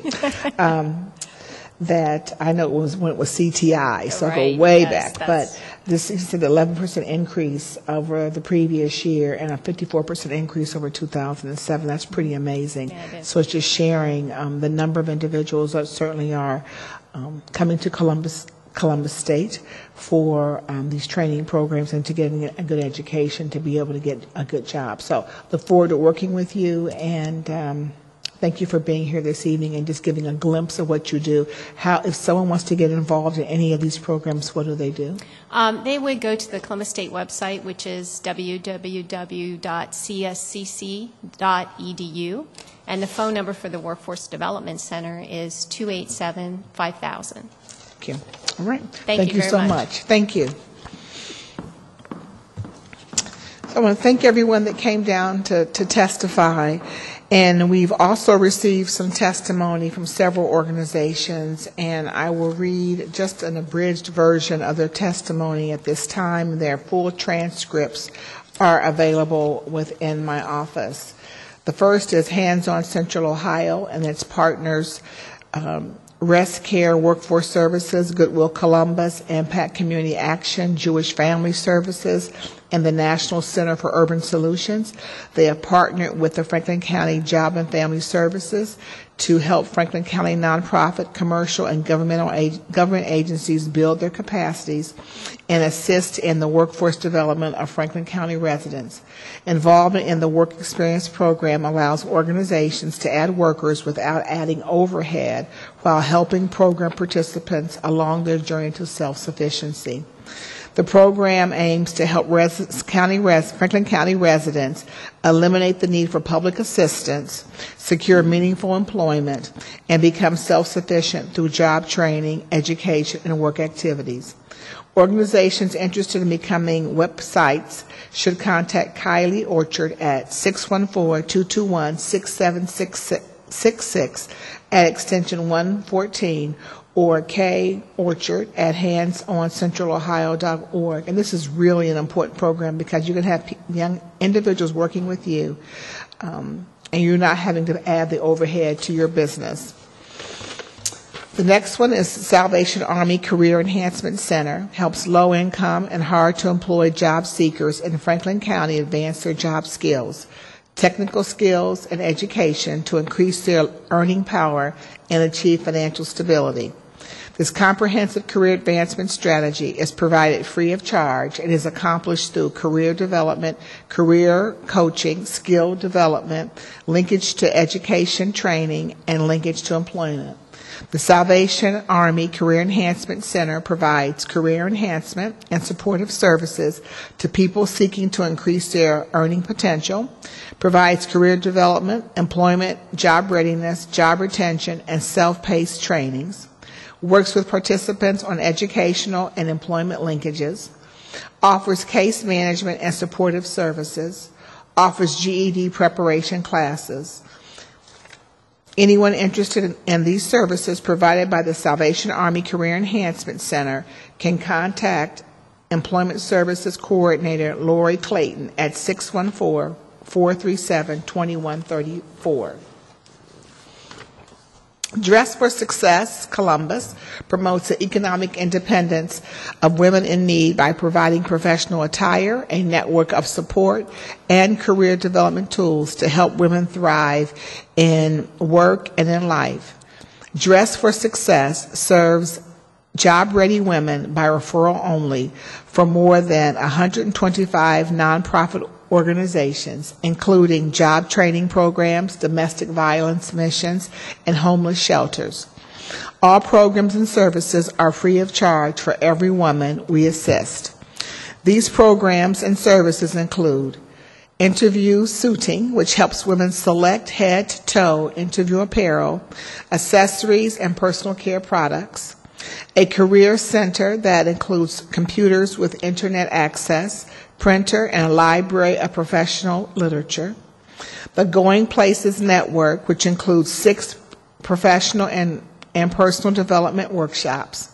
And lastly, employment suiting, wherein newly hired women return to Dress for Success for a week's worth of work-appropriate apparel. Since 1970, the Columbus Literacy Council has been working in Columbus, Franklin County, and the contiguous counties to increase the functional literacy of adults in Central Ohio reading below the 8th grade level. The council achieves this by teaching the English language skills of listening, speaking, reading, and writing. The Columbus Literacy Council offers programs and classes in basic literacy, English for speakers of other languages, workplace literacy, and computer skills. The council is always looking for volunteers to help them deliver these much-needed services. To learn more about the Columbus Literacy Council and to receive these programs, please contact 224-0501 or visit www.columbusliteracy.org. The Columbus Urban League leverages its skills, talents, and resources in service of our customers as we strive to be a premier 21st century workforce development and career services provider. The Urban League's aim is that every customer it engages is equipped to add value in the workplace and the community at large, while making progress towards self-sufficiency and family stabilization. The Columbus Urban League achieves this with powerful customer interaction through data and results-driven programming, purposeful engagement with potential employers, partners, and key stakeholders, and a passionate advocacy on behalf of customers seeking employment.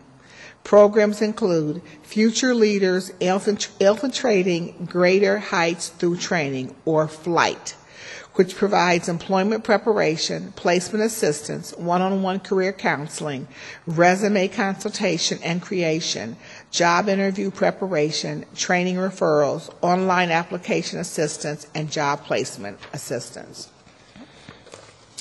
A New Beginning, which helps unemployed and underemployed persons receiving food assistance achieve self-sufficiency by providing resume and cover letter services, cover letter writing services, job research techniques, computer classes, financial counseling, interview advantage, training and education resources, vocational green jobs, job survival skills, self-employment information, and conflict resolution. A new class begins each month, and ongoing support is provided during and after an intense 2-week job readiness program. And lastly, the program from the Columbus Urban League is a Summer Teen Employment Program, or STEP, which provides summer employment for youth ages 14 to 18. The program includes work readiness training and job placement, as well as biweekly paycheck for hours worked. For more information, contact 614-257-6300 or visit www.cul.org. And the last organization that shared information was New Directions Career Center. And the New Directions mission is to empower women in transition to achieve and maintain economic self-sufficiency. And they have the programs that are New Directions, which the E3, Educate, Empower, Elevate, Creating Career Options, CCO, Advanced Career Techniques. They have a financial literacy, free resume classes, and career basics. And so we heard a little about this program from Linda Danter, and we will provide the information as we show the workforce development resources, the information to contact the New Directions Career Center. And with that, my office has prepared a list of workforce development providers in Central Ohio, and I will read the name, website, and contact phone numbers of each organization while our team at CTV displays a list on the screen. The first is the Alvis House, 614-253-8402, www.alvishouse.org. AMVETS/Ohio Vets Can, 614-431-6990, www.ohiovetscan.com. Center of Vocational Alternatives, 614-294-7117, www.cova.org. Columbus Chamber, 614-221-1321, www.columbus.org. The Columbus Literacy Council, 614-282-7661, www.columbusliteracy.org. Columbus State Center for Workforce Development, 614-287-5858, www.cscc.edu/workforce. Columbus Urban League, 614-257-6300, www.cul.org. COWIC, 614-559-5052, www.cowic.org. Dress for Success Columbus, 614-291-5420, www.dressforsuccess.org/Columbus. Employment for Seniors, 614-863-1219, www.employseniors.org.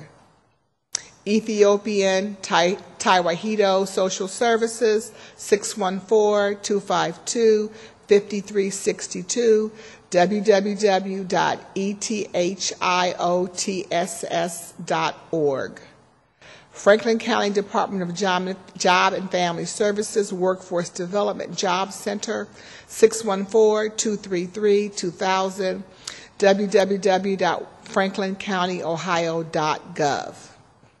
Godman Gill, 614-294-5476, www.godmangill.org. Goodwill Columbus, 614-583-0365, www.goodwillcolumbus.org/workforce. Hands On Central Ohio, 614-221-6766, www.handsoncentralohio.org.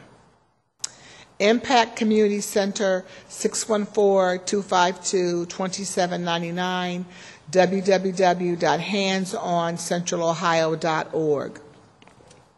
Jewish Family Services, 614-237-9675, www.jfscolumbus.org. National Center for Urban Solutions, 614-857-1811, www.ncusolutions.org. New Directions Career Center, 614-849-0028, www.newdirectionscc.org. Ohio Department of Job and Family Services, Office of Workforce Development, 1-888-296-7541, www.jfs.org.gov/OWD. Salvation Army, 614-221-6561, www.salvationarmycolumbus.org.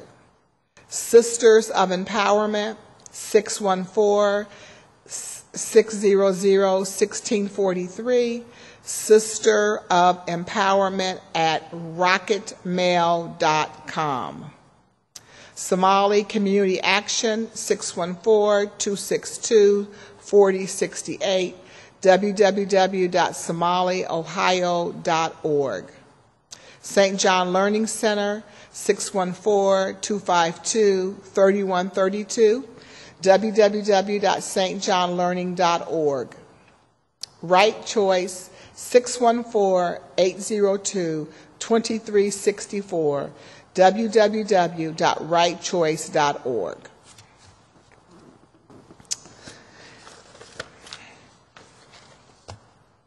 Thank you. Before we adjourn, I would like to thank the leadership and staff of COWIC, Impact, and the organizations who provided testimony, and the many hard-working people and organizations who are helping people in Columbus and in Central Ohio find jobs. I also like to thank the following people for their work. One, the professionals at CTV who worked so hard to prepare for and broadcast these committee hearings. Columbus City Council's Legislative Research Office, particularly Brian Clark and Tom Diamond, who staffed the Workforce Development Committee. My team, Carl Williams and Adam Letty, who worked tirelessly on this hearing this evening. My fellow council members and their remarkable staff members who work hard every day for the residents of Columbus. And again, most of all, I want to thank you, the residents of Columbus, who make our city the best place to live, to work, and to raise their families. If you have any questions regarding tonight's hearing or about the city in general, please contact my office at 614-645-2933 or visit www.columbuscitycouncil.org/Tyson. Thank you and good night, and I really hope this information will be helpful to the residents of our community. Thank you and good night.